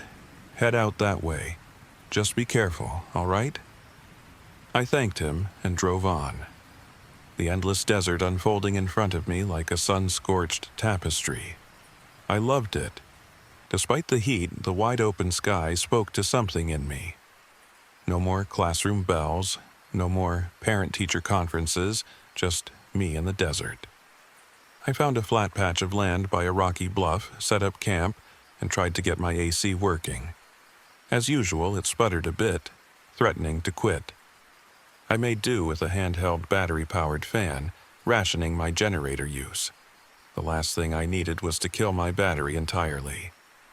That evening, I walked to the edge of a canyon to take photos of the sunset. The sky blazed with oranges and reds, shadows stretching across the desert floor. When I turned around, I glimpsed a shape, a person, standing on a distant ridge. They wore a broad-brimmed hat, almost exactly like mine. I waved reflexively, but the figure drifted behind a rock formation and vanished. For a second, I thought maybe it was another hiker. Yet something about their stance, their silhouette, felt oddly familiar. Shaking off the strange unease, I headed back to my RV. The next day, I met Ranger Denise Alvarez. She was driving a Park Service SUV along a narrow desert path, checking for anyone who might be in trouble. "Morning," she greeted, rolling down her window. "You out here by yourself?" "Sure am," I replied. "Name's Sawyer Brown. I'm recently retired, came for the solitude." She offered a polite smile. "All right. Just letting you know we've got a missing hiker in the area. If you see any sign of them or anything suspicious, give us a call." She paused. "Well, if you can find cell coverage, it's spotty at best. Radio if you've got one." I admitted I only had my phone. Ranger Alvarez said she'd patrol the area periodically. "In the meantime," she added, "be extra cautious. Heat's no joke, and I've heard a few weird reports. Folks claiming they saw a double of themselves out here. Might be a rumor, but I figure you should know." My stomach clenched. "A double?" She shrugged. "Probably some local legend. I'll see you around." With that, she drove on, leaving me stewing in a mixture of curiosity and dread. The mention of a double jabbed at my memory of Caleb's comment and that strange silhouette on the ridge. That night, the desert wind howled around my RV, rattling the windows. My generator flickered, and the overhead lights dimmed repeatedly. Finally, the power cut out completely. I stepped outside to check the generator, armed with a flashlight. The starlight was incredible, the Milky Way arcing above me. But I also felt small and vulnerable in that vast space. I found the generator's cables yanked loose, as if someone had deliberately tampered with them. Footprints in the sand matched my own boot tread. A wave of vertigo hit me. Did I do this without remembering? Or did someone wearing boots like mine sabotage my generator? The next morning, I decided to refill supplies at the park's visitor center, or find a place with better cell service. That's when I bumped into Miguel Reyes, a local guide who was leading a small group on a nature trek. He recognized me from the highway. Apparently, he'd passed my RV the day before and noticed the out-of-state plates. We chatted amiably. I mentioned the sabotage, and he frowned. "Things get weird in the desert sometimes," Miguel said. "Heard stories of a shape, something that looks just like you. Old folks call it a reflejo maldito, cursed reflection. Usually just campfire talk, but hey, maybe keep your eyes open." I did my best to laugh it off, but inside I was anything but calm. By afternoon, I drove up a winding dirt track to a lonely plateau, searching for a vantage point to photograph the canyons. My RV's engine gauge kept inching upward, threatening to overheat. Finally, I parked, letting it cool. I grabbed my camera and wandered over rocky ground, each step crackling in the dryness. High on a ledge, I spotted a breathtaking view of the Rio Grande snaking through rugged cliffs. I snapped pictures, content for a moment, until I heard footsteps behind me. I whipped around, camera clutched. No one was there. Still, the footprints in the dust were fresh and identical to mine, stride for stride. A chill scudded up my spine. That evening brought more strangeness. I decided to station a small trail cam by the RV to see if I could catch whoever was messing with my stuff. The desert night turned cold, the stars bright. I tried reading a novel by lantern light, my nerves on edge. Eventually, exhaustion pulled me under. I woke up just before dawn to the sound of something tapping on the RV door. My heart hammered. I grabbed a flashlight and edged to the window. The tapping stopped. I counted to 3, flung the door open, and saw no one. But in the hazy pre-dawn glow, I found words scrawled across the dusty windshield. "Hello, Sawyer." My name spelled out in the grit. The handwriting looked suspiciously like mine. I quickly retrieved my trail cam, hands shaking. At first, the footage showed only the stillness of the desert at night. Then, around 3 a.m., a figure emerged from the darkness, stepping into the camera's range. Their face was half lit, my face. The same hat, the same posture. My heart pounded so hard I could barely hear the recording. On screen, the doppelganger leaned in close to the lens, a faint sneer twisting my features. Then the camera cut to static. No sign of them leaving, just a corrupted file. My mind spun with denial. Could it be a trick of the light or a glitch? But I couldn't rationalize away how it matched me so perfectly, down to the scuffed boots. Every hair on my neck stood on end. The local legends, the repeated sightings, it all pointed to something impossible, a copy of me prowling the desert. I decided to find Ranger Alvarez immediately.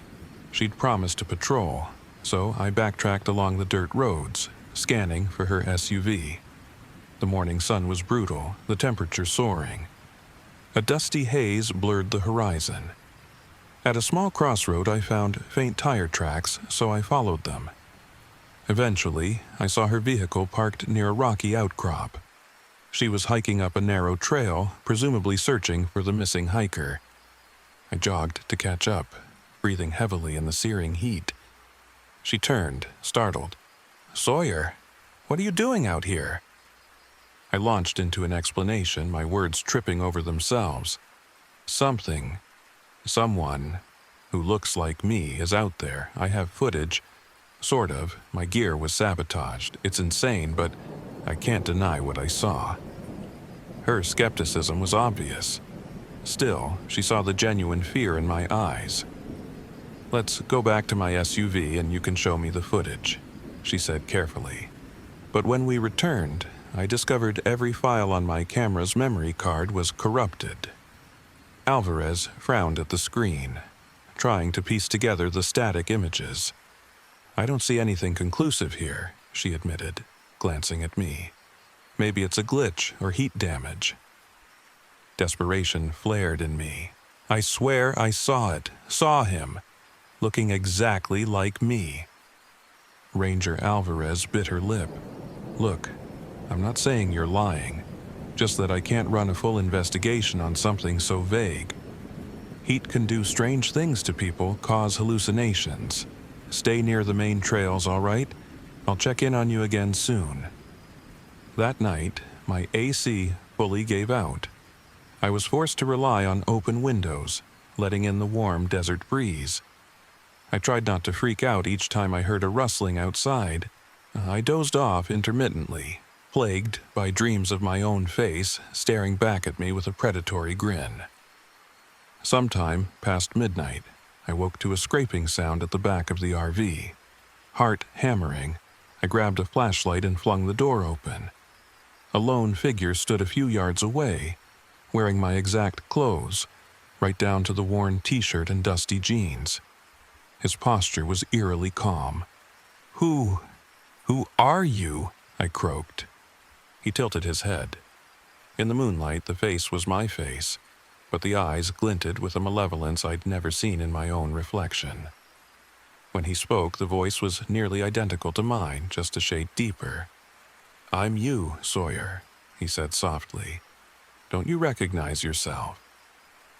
It felt like my mind was splitting.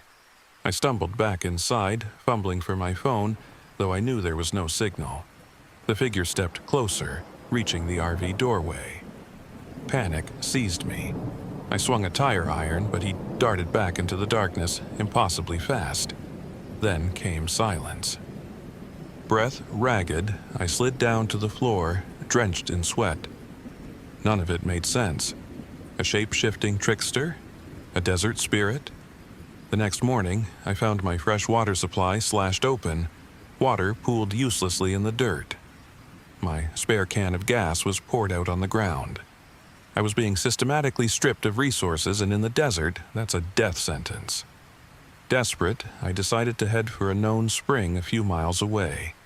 At least I might refill my water. Leaving my RV behind, I packed what little gear remained, including the camera. By midday, the sun was punishing. I trudged along a sandy wash, sweat stinging my eyes. Once again, I caught glimpses of that figure, my figure, in the distance. Whenever I changed direction, it did too, mirroring my movements on a parallel ridge. Every step hammered home the reality. I was being hunted by something with my own face. The few times I tried to double back and ambush it, I found nothing but footprints matching my own. The psychological toll was immense.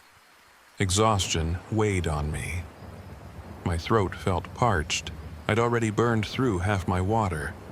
Still, I forced myself forward.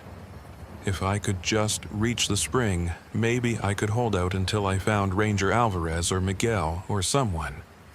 By dusk, I stumbled onto a narrower canyon path. The walls rose steeply on both sides, the ground littered with stones.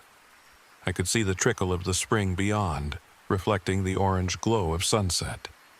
Relief surged, then turned to dread as a shape stepped into view. My double stood blocking the way, arms crossed. "I'm done with this," I croaked, heart pounding. "Leave me alone." He smirked. "But I am you. You can't leave yourself behind." He lifted an arm, gesturing to the narrow walls. "No one's coming to help you, Sawyer. You're all alone." The voice slithered into my ears, echoing my own speech patterns. My mind raced. If I turned back, the night desert would swallow me. If I pressed forward, I had to confront the impossible. Summoning the last of my courage, I seized a large rock and lunged. The doppelganger dodged with inhuman grace, a sharp laugh echoing off the canyon walls. He grabbed my wrist in a crushing grip. Pain shot up my arm. We grappled in the dust, scuffling under the darkening sky. His strength matched mine, but there was an uncanny fluidity to his movements, as though he predicted my every move. Panic flared. My chest burned with thirst and fatigue. He pinned me to the ground. In the moon's dim light, I saw my own face contorted in a sneer. The dryness in my mouth nearly choked me. "This can't be real," my mind screamed. Then, just as he pulled back to land a final blow, I groped blindly for my camera bag. My fingers closed around the small emergency flare gun I always carried. I jammed it forward, the muzzle practically against his chest, and squeezed the trigger. A burst of sizzling red light exploded between us, sending him reeling. He let out a guttural hiss, staggering away as if the brilliant flare seared him more than any bullet could. Seizing my chance, I scrambled to my feet, half blinded by the harsh light myself. When my vision cleared, I saw him slumped against the canyon wall, clutching at the glowing embers of the flare. His form flickered in the shifting light, face warping briefly into some other shape before snapping back to my likeness. A chilling groan echoed through the canyon. I stumbled forward, ignoring my trembling legs. My only thought was to escape. I rushed past him, deeper into the canyon, stumbling over rocks and nearly collapsing from exhaustion.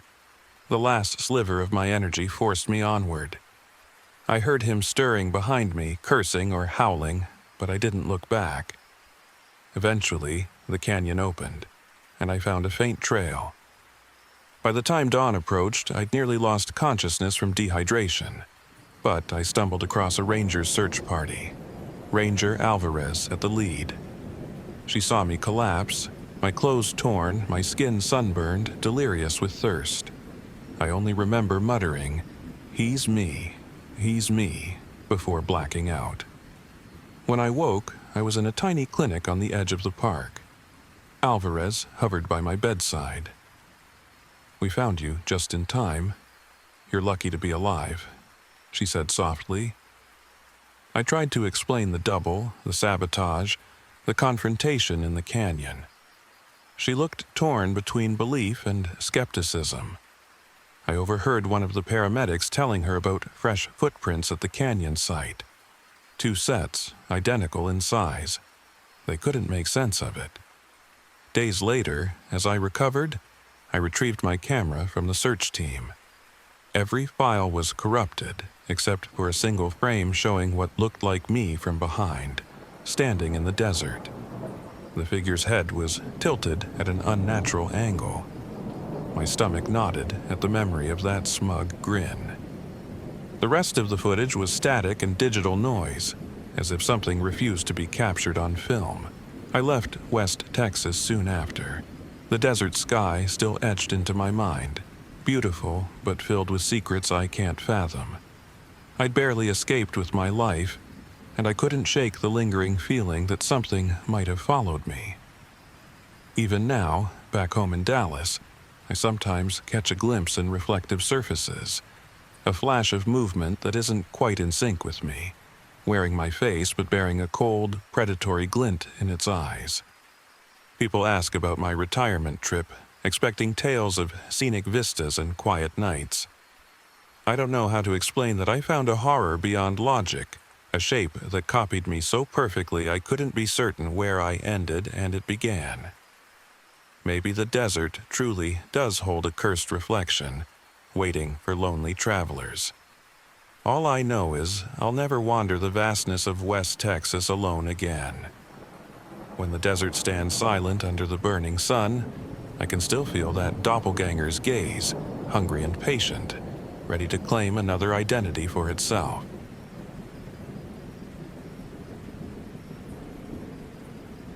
My name is Gabriel Gabe Johnson, and I'm 41 years old. This happened early last spring when my Labrador mix, Buddy, and I drove into the Everglades in my old RV. I've spent most of my adult life photographing wildlife in various state parks, so I figured a trip to Florida's swamplands would be the perfect way to capture exotic birds, and maybe a few gators for my portfolio. But from the moment we arrived, everything felt off, like the swamp was quietly warning me to leave. I first rolled into a small town bordering Everglades National Park around midday. The heat was a sticky, suffocating blanket, and my RV's ancient air conditioner did little more than whir out lukewarm air. Buddy whined by the door, paws scrabbling at the chipped linoleum floor. I assumed he just needed to stretch his legs. Outside, the air was thick, buzzing with mosquitoes and the scent of algae. Immediately, I knew this was a different world from the pine forests and deserts I'd known before. Our first stop was a cramped, weather-beaten sheriff's substation, a squat building at the edge of the main road. I wanted to inform local authorities that I'd be off in the more remote areas, just in case. A tall, no-nonsense woman greeted me. Her nameplate read Sheriff Margot Reyes. "You're heading out there alone?" she asked, eyeing me, then Buddy. "Roads flood randomly, and the wildlife can be dangerous. Alligators, snakes. Gotta watch your step." "I'll be careful, Sheriff," I said, forcing a confident smile. "I'm used to long stints outdoors, and I'll keep to the levees." She made a face that suggested she'd heard it all before. "Look, also, watch out for sinkholes. Some folks claim there are stranger things in those waters, but personally, I think people spook themselves out here." She paused.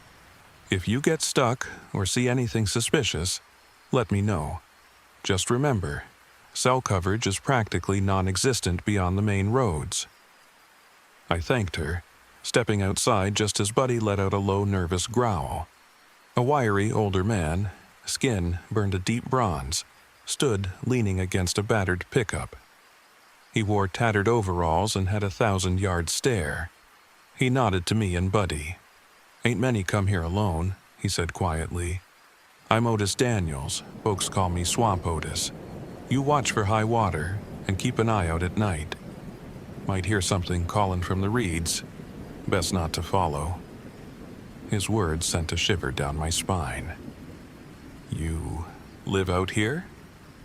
"Houseboat," he explained, jerking his head toward the watery horizon. "Been fishing the glades all my life, seen things city folk wouldn't believe."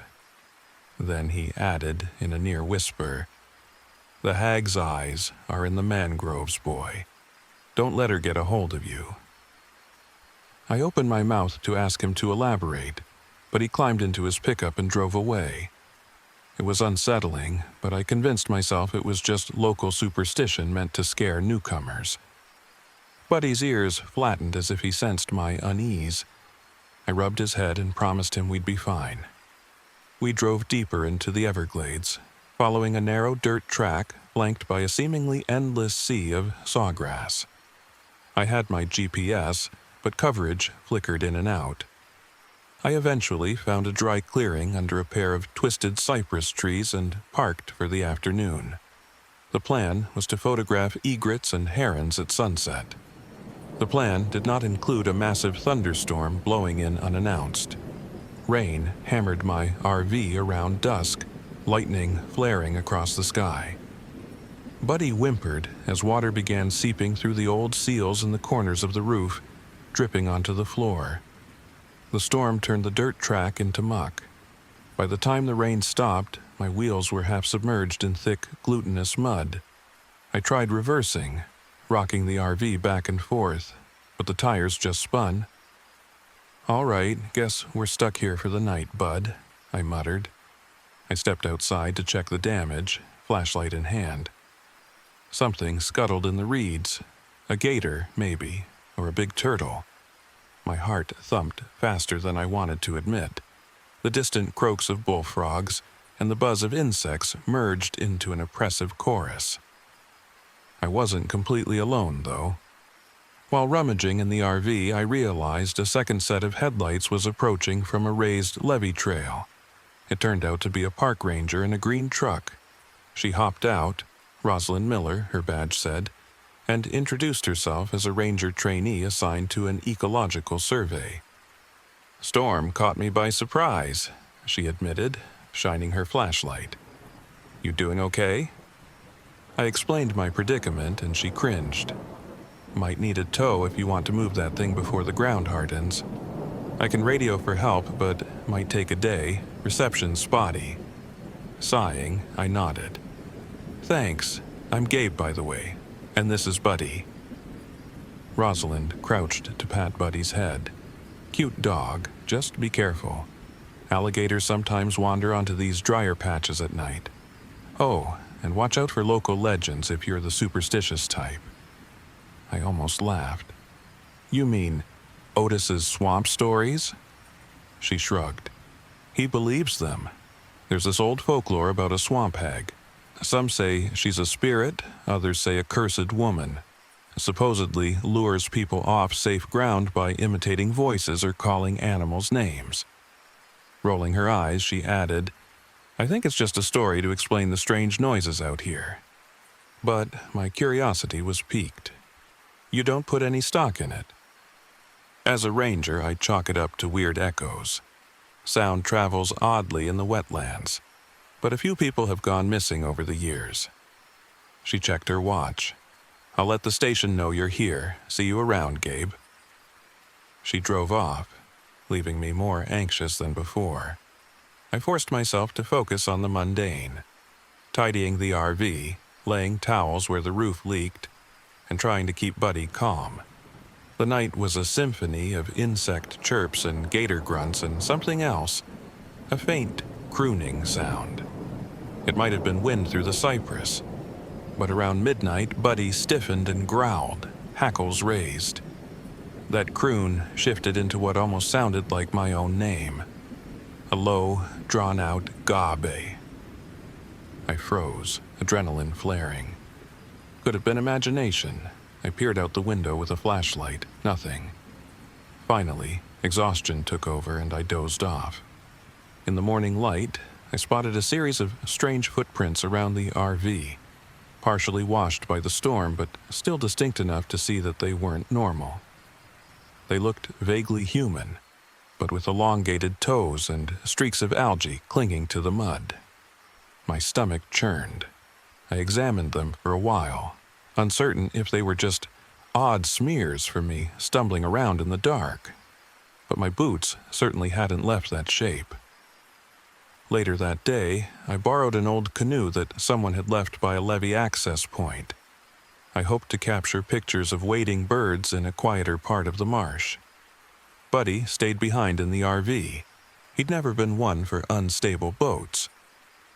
I paddled through mirrored water beneath drooping Spanish moss, snapping photos of roseate spoonbills that glided overhead. For a time, it felt peaceful. Then, I saw it. A necklace of bones dangling from a low-hanging cypress branch. Each bone was carved with crude symbols. My hands shook as I flicked my camera to macro mode, snapping a close-up. Who would leave such a thing here? I reached to touch it. A poor choice, maybe. My fingers brushed the bone charms, and a sticky algae-like substance clung to my skin. It smelled foul, like stagnant swamp water mixed with the decay. That was enough. I paddled away, unsettled. On the bank, I noticed a partial footprint again, similar to the ones around my RV. Something told me to leave it be, so I returned to camp. That evening, I met Otis again, puttering along in a small motorboat. He drifted up, seeing me attempt to free the RV from the mud. He spat a stream of tobacco into the water. Told you not to wander at night. What's with that bone necklace? I asked, describing my discovery. Otis scowled. Protection, he said. Or so they say. Some old swamp folk believe the hag can't cross a threshold if bones are set right. She's a hungry spirit, lures you with voices, calls your dog's name, your own name even. His eyes flicked around the darkening landscape. Don't trust the night voices, boy. He motored away before I could ask more. He seemed genuinely afraid, and that fear was contagious. Buddy wouldn't stop pacing after sundown, whining at the door.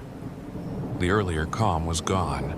My instincts were screaming that we weren't alone. Close to midnight, I woke to Buddy barking furiously. At first, I assumed he was reacting to a raccoon or passing gator. Then I heard my name, plain as day. Gabe?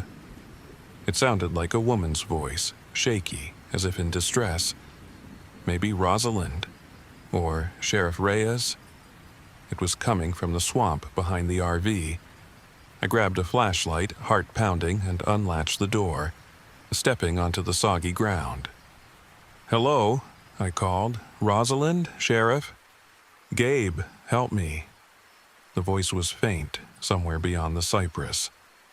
Buddy snarled beside me, but I pressed on, shining my beam across the black water. I nearly jumped out of my skin when a shape moved among the low branches. I saw a pale figure with stringy moss-like hair, an impossibly gaunt frame. It bent forward, arms too long, half submerged in the swamp. The flashlight beam caught a glimpse of a face, thin-lipped, eyes reflecting greenish in the dark. Then it vanished beneath the surface with a sickening gurgle. My knees wobbled. Was that the swamp hag Otis spoke of? Did I really see a woman-like figure sliding underwater? My rational mind rebelled, grasping for a logical explanation. But Buddy's rigid posture told me this was no normal wildlife. I backed away toward the RV, but the voice came again, eerily shifting. Buddy, come. I gasped, snapping my gaze to my dog. He stiffened, ears pinned back. Before I could stop him, Buddy dashed forward, bounding toward the cypress. No, I shouted, chasing after him. The murky ground sucked at my shoes. Buddy disappeared into a cluster of reeds. That's when I saw her again. The hag. She rose up out of the black water. Her hair hung in dripping clumps around a skull-like face. Moonlight showed a mouth lined with jagged, broken teeth.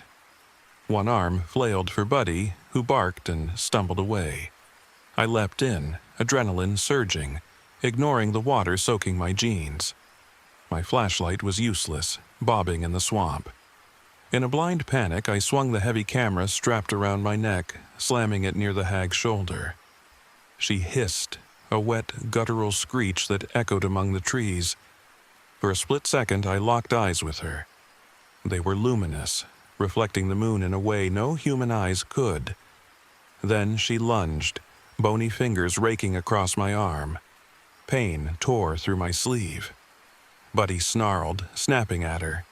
She bellowed and staggered, half sinking under the water again. I seized Buddy's collar, yanking him away. We scrambled back to a patch of higher ground, hearts pounding. The hag emerged once more, her silhouette twisted and spindly under the drooping moss. That rasping moan reverberated, sending every hair on my neck upright. She advanced in lurching steps, as though the water weighed her down. I realized if I didn't do something, we'd both be dragged into that sinkhole she was emerging from. I yanked the camera off my neck and fiddled for the flash setting, jamming the shutter repeatedly. Each bright strobe seemed to disorient her, revealing glimpses of gnarled limbs and rotting swamp weeds draped over her body. She screeched, flailing an arm as if trying to shield herself from the light. Buddy barked furiously, and I used the distraction to grab a half-rotted fallen cypress trunk lying at the water's edge. It was heavy, waterlogged. Straining with terror-induced strength, I heaved it so it toppled between us and the hag.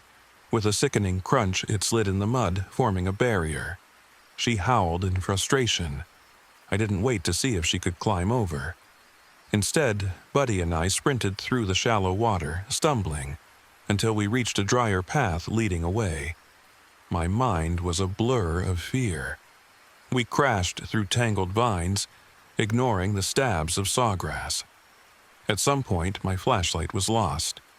We navigated by moonlight alone, every rustle twisting my stomach. It felt like hours before we reached the gravel track where I'd first driven in. Dawn's light found us near a boat launch, collapsed in exhaustion. That's where a search party spotted us.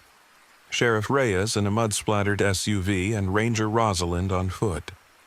They looked stunned at my torn clothes and the shallow cuts on my arm.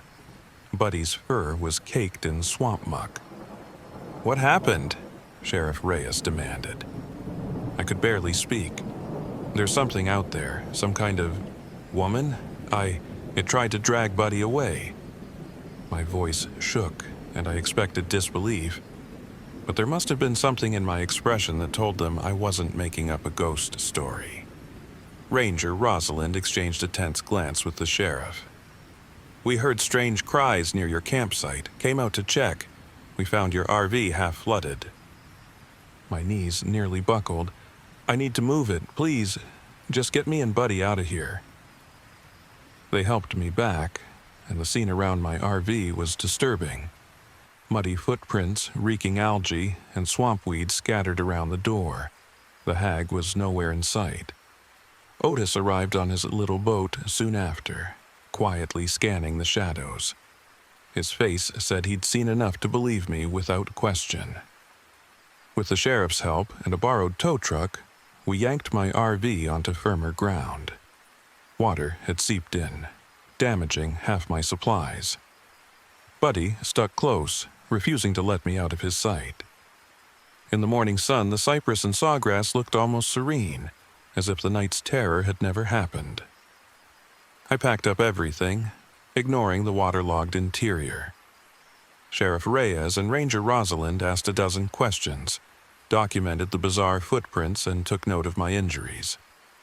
Their official stance: probably a deranged squatter or a tragic accident in the swamp. Off the record, they looked spooked. "Swamp Otis might be right," Rosalind whispered. "There are things in the Everglades we can't fully explain." I left Florida not long after. The storms, the mud, the half-eaten remains of local superstition, none of it appealed to me anymore. When I developed my camera's photos, I found half a dozen shots from that frantic confrontation. Blurred frames of a hunched, skeletal figure with water trailing off stringy hair. Most people I've shown them to say it's just a trick of the light or a deformed tree trunk. But I remember the hiss, the stench of decaying vegetation, the feel of those claws raking across my arm. I haven't set foot in the Everglades since. Buddy still wakes in the middle of the night sometimes, whining at the door as if he hears something calling him. Maybe it's just the memory haunting us both. But if there truly is a swamp hag lurking in the dark waterways, I hope the next traveler who wanders into her domain heeds the warnings.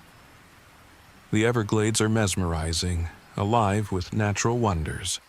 But beneath the surface, where the water turns black and voices echo through the reeds, something ancient and ravenous might still be waiting.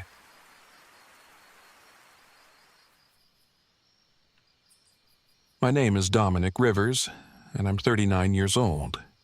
This happened last fall when I drove my old RV into a quiet stretch of farmland in northern Maine, thinking I'd capture the quintessential harvest season atmosphere for my agricultural blog. I'd grown tired of city living and constant noise, so the notion of crisp autumn air, vibrant foliage, and picturesque apple orchards felt like exactly what I needed to rejuvenate my creativity and my soul.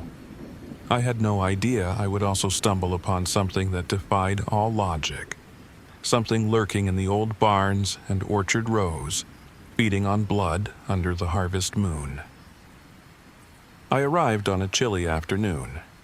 The gravel roads that wound towards Dawson's orchard were half-rutted and muddy from recent rain, making the last mile a bumpy ride for my RV. The orchard itself unfurled across gentle rolling hills, dotted with trees heavy with red apples. The foliage had begun its transformation into shades of gold, orange, and bright crimson. In the distance, I could see an old wooden barn, weather-beaten and leaning slightly to one side. After I found a flat spot beside a small dirt turnout, I killed the engine. The hush of the countryside was immediate. No honking horns, no blaring sirens, just rustling leaves and a distant crow's caw. Stepping outside, I breathed in the crisp air and felt a flutter of excitement.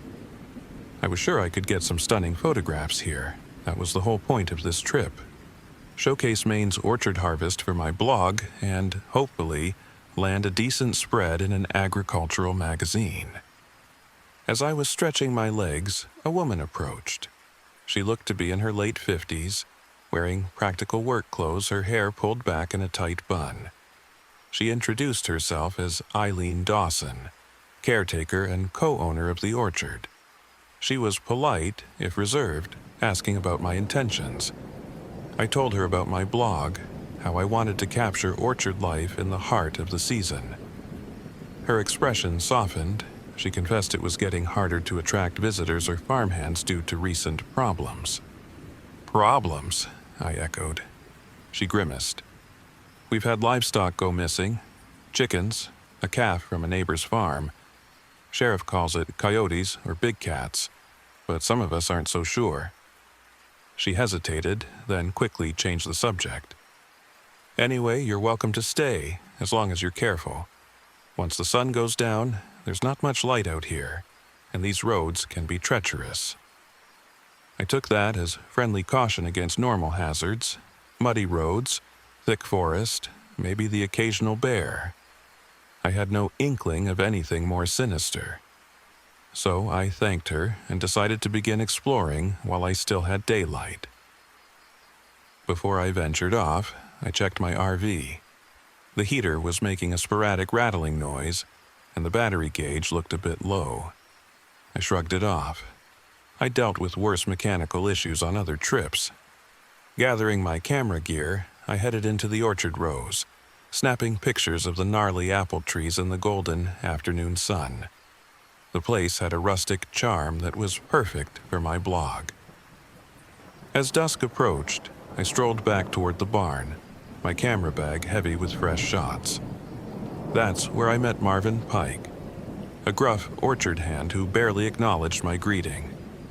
When I tried to strike up conversation about orchard life, he glared warily and muttered something about not going near the livestock pen at night.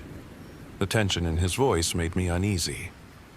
Moments later, an old pickup rattled into view, and out stepped Sheriff Walter Harlow, broad-chested, wearing a badge pinned to a thick flannel jacket. He waved at Eileen, then eyed me. Eileen introduced him, and I explained my project, expecting another warm welcome. Instead, Sheriff Harlow offered a half-hearted handshake. "You've been hearing about missing animals, right?" he asked, his tone almost accusatory. Eileen mentioned something, I said carefully. He nodded. I've got it under control. Likely just predators. You city folks should keep your nose out of it. Country nights can be dangerous. It felt like more of a warning than a courtesy. When he drove off, Eileen apologized on his behalf, saying the sheriff disliked outside attention. I tried not to let it rattle me. I spent that first night in my RV parked under a pair of tall maple trees. My small propane heater sputtered, but the cold was manageable. I woke around midnight to a faint rustling outside. By the time I shone my flashlight through the RV window, I saw only swaying branches, probably a fox or a raccoon. Still, I couldn't shake the feeling of being watched. The next day, I roamed the orchard boundary. The morning air had a bite, leaves crunching underfoot. About half a mile from my campsite, I stumbled on a disturbing scene. A deer carcass lying among the trees. At first glance, I assumed it was a coyote kill, but as I knelt closer, I noticed 2 neat puncture wounds on the deer's throat and no blood. It was as if every drop had been drained. My stomach twisted with revulsion. The faint metallic smell hit me hard. I snapped a few photos, unsure if I'd dare use them, then rushed to find Eileen. She looked horrified. "We've had a few deer like that," she whispered, "not to mention the calf my neighbor lost. Sheriff keeps insisting it's coyotes, but there's no tearing or claw marks, just punctures." It reminded me of vampire lore, which struck me as absurd. Vampires weren't real, obviously, but the word formed in my mind, refusing to leave. Animals drained of blood, nighttime vanishings. The rational side of me insisted there had to be a normal explanation, but the orchard's tense atmosphere made me question everything. Later that afternoon, I drove into the nearest tiny town for supplies, a place with little more than a general store, a gas pump, and a few houses. Some locals eyed me with suspicion, as if they already knew I'd been poking around. An elderly woman in the store whispered, "Lock up tight by sundown. Something's out there." Another patron shushed her, giving me a wary glance. I sensed a conspiracy of silence blanketing the community. My second evening at Dawson's Orchard was colder, the sky overcast. I tried to blog about the orchard's day-to-day workings, but my mind kept returning to that drained deer. Sometime after dark, my RV lights flickered, then dimmed. Annoyed, I went out to check the battery. To my shock, I found the fuel line partially cut, a deliberate act of sabotage. Fresh footprints sank into the damp soil but disappeared behind the barn. My heart pounded. Who would do this? Sheriff Harlow had told me to keep my nose out of orchard business, but I couldn't believe he'd sabotage my vehicle. Maybe Marvin disliked me that much, or maybe it was someone else entirely. My instincts screamed that I was unwelcome here. I managed a temporary fix on the fuel line and retreated inside the RV, forcing myself to sleep. That night, I dreamed of pale silhouettes weaving among the orchard trees, red eyes glinting whenever the harvest moon broke through the clouds. I woke at dawn, skin clammy, and decided I needed real answers. Eileen was out near the orchard's edge, looking worn and frustrated. I joined her and found Marvin standing silently, arms crossed. Another orchard hand pointed out a bloodless chicken carcass near the coop. No spillage, no gore, just like the deer. Eileen took me aside. "I'm scared," she said quietly. "This orchard's been in my family for generations. The locals talk about an old curse, some monstrous being that appears when the harvest moon is brightest, feeding on livestock. I've never believed in that nonsense, but Dom, I don't know what else to think." She pressed me to leave before dark, but something in me refused to go. Maybe it was morbid curiosity or a sense of duty to help.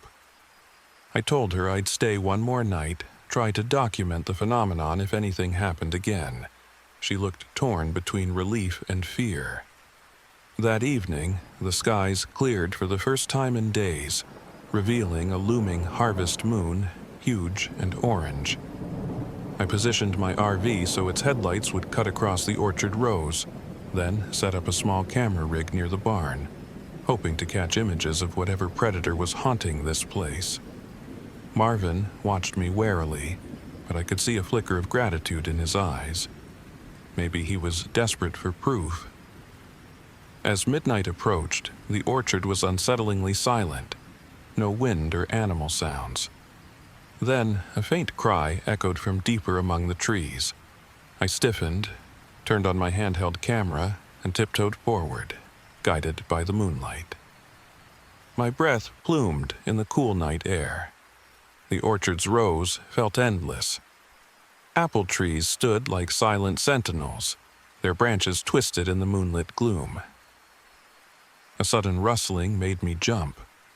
I crouched behind a barrel, and that's when I saw it. At first, a mere silhouette gliding among the orchard lines, hunched low, unnaturally quick. My heart hammered against my ribcage. The shape paused near an old barn door. In the moonlight, I glimpsed skin pale as milk, limbs long and angular. Its head turned slightly, revealing a face that was almost human, but not quite. The mouth parted, and I swear I saw sharp, elongated teeth catch the faint glow. I must have made a noise, my boot scraping the dirt, a quick intake of breath, because the creature whipped around, preternaturally fast, eyes locking onto my position. I froze. For a split second, neither of us moved. Then it lunged toward the barn's open door, vanishing inside. My camera was still filming, though my hands shook so badly I doubted the footage would be coherent. Against all better judgment, I followed. My pulse throbbed in my ears. I slipped through the barn entrance, flashlight off to avoid detection. Dust motes swirled in the pale moonlight that poked through cracks in the roof. I could hear scuttling in the shadows, a low hiss. My eyes gradually adjusted, revealing old crates, dusty orchard tools, and beyond them, a trapdoor partially concealed by rotted boards.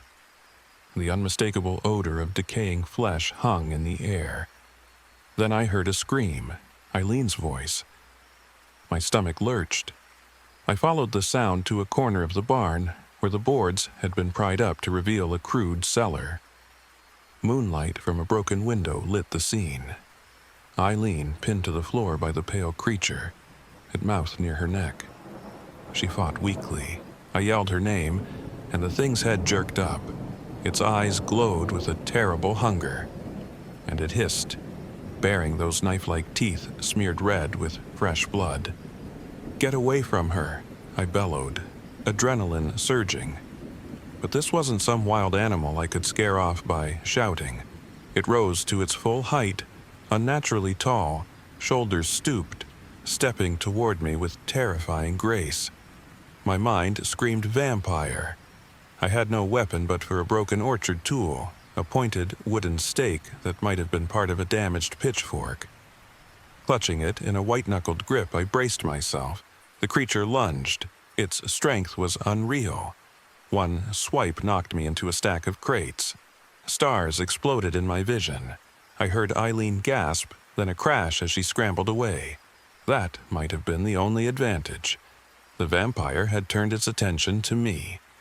Gathering every ounce of courage, I thrust the sharpened wooden shaft forward. It danced aside, unbelievably fast, then let out a furious snarl. Footsteps thundered near the barn door.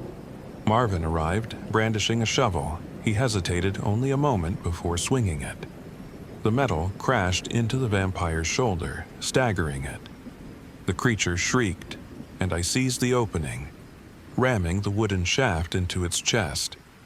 It wasn't a perfect strike, but it sank deep enough for blackish blood to trickle from the wound. The vampire shrieked louder, writhing and clawing at the stake. It flailed, knocking Marvin aside and nearly toppling me, but a beam of moonlight poured through a gap in the barn roof, illuminating the scene in a ghostly glow. As the vampire backed into that ray of light, its flesh seemed to smolder. Smoke curled from the edges of the stake wound. I forced the stake deeper, using my weight. The screech that tore from its throat made my ears ring. It dropped to its knees, convulsing until it collapsed, body rapidly withering as though centuries of decay caught up in seconds. A final exhale, and it lay still, half shriveled. Marvin scrambled to help Eileen, who clutched a bleeding wound on her collarbone, thankfully shallow. I stood there, chest heaving, trying to process the impossibility of what I'd just done. We all stared at the withered husk on the barn floor, silent in mutual disbelief. By the time Sheriff Harlow and a few other orchard workers arrived, the vampire's remains had deteriorated into a grotesque patch of ash and bone. Harlow's face was pale as Eileen explained between shaky breaths. He muttered something about keeping this quiet, as though even in the face of a dead monster he worried about local gossip. Marvin glared at him, but exhaustion and shock held them both in check. For her part, Eileen just sobbed with relief. I spent the next hours tending Eileen's wound, collecting myself, and helping sweep the ashes and bones into a sack that Harlow insisted he'd dispose of properly. The orchard workers who came to our aid seemed more relieved than anything else. They must have suspected something unnatural was behind the livestock killings, but no one dared to say the word vampire. Harlow threatened us with hush orders. He didn't want the town's name dragged through tabloids.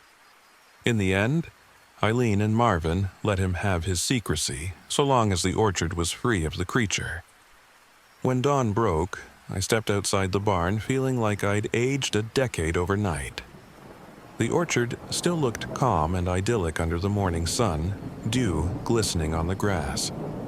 It was hard to reconcile with the horror that had taken place just hours earlier. Eileen, pale but determined, thanked me for saving her life. "I'm sorry you got dragged into our nightmare," she said softly. I returned to my RV, fuel line still jury-rigged from the previous sabotage.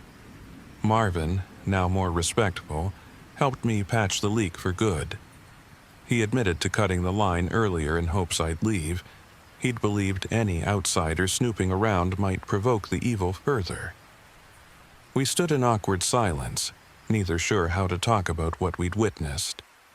By midday, the orchard bustled again with the harvest activity, though a strange hush lingered beneath the polite chatter. Before leaving, I collected my camera gear. To my surprise, the footage from the barn was mostly worthless, a blur of motion, my shouts, hissing, the brief shape of something pale, hardly proof to the outside world. I decided I didn't want that proof anyway. If I wrote about it, no one would believe me except maybe a few hardcore cryptid chasers. That evening, I drove away down the muddy roads, the orchard shrinking in the rearview mirror. I told Eileen I'd keep in touch, but also told her I'd keep quiet about the monstrous truth. Sheriff Harlow might be a stubborn man, but I understood his fear. Rumors of a vampire in rural Maine wouldn't just hurt tourism. It would brand the town as unhinged. Even now, months later, I struggle to reconcile the memory. Sometimes I'll wake in the middle of the night, heart pounding, recalling the flash of those teeth and the withered husk left behind. I wonder if there are others like that creature roaming remote farms and dark corners of the country. But more often I think of Eileen's relief and how the orchard can return to a normal harvest season, free from nightly dread.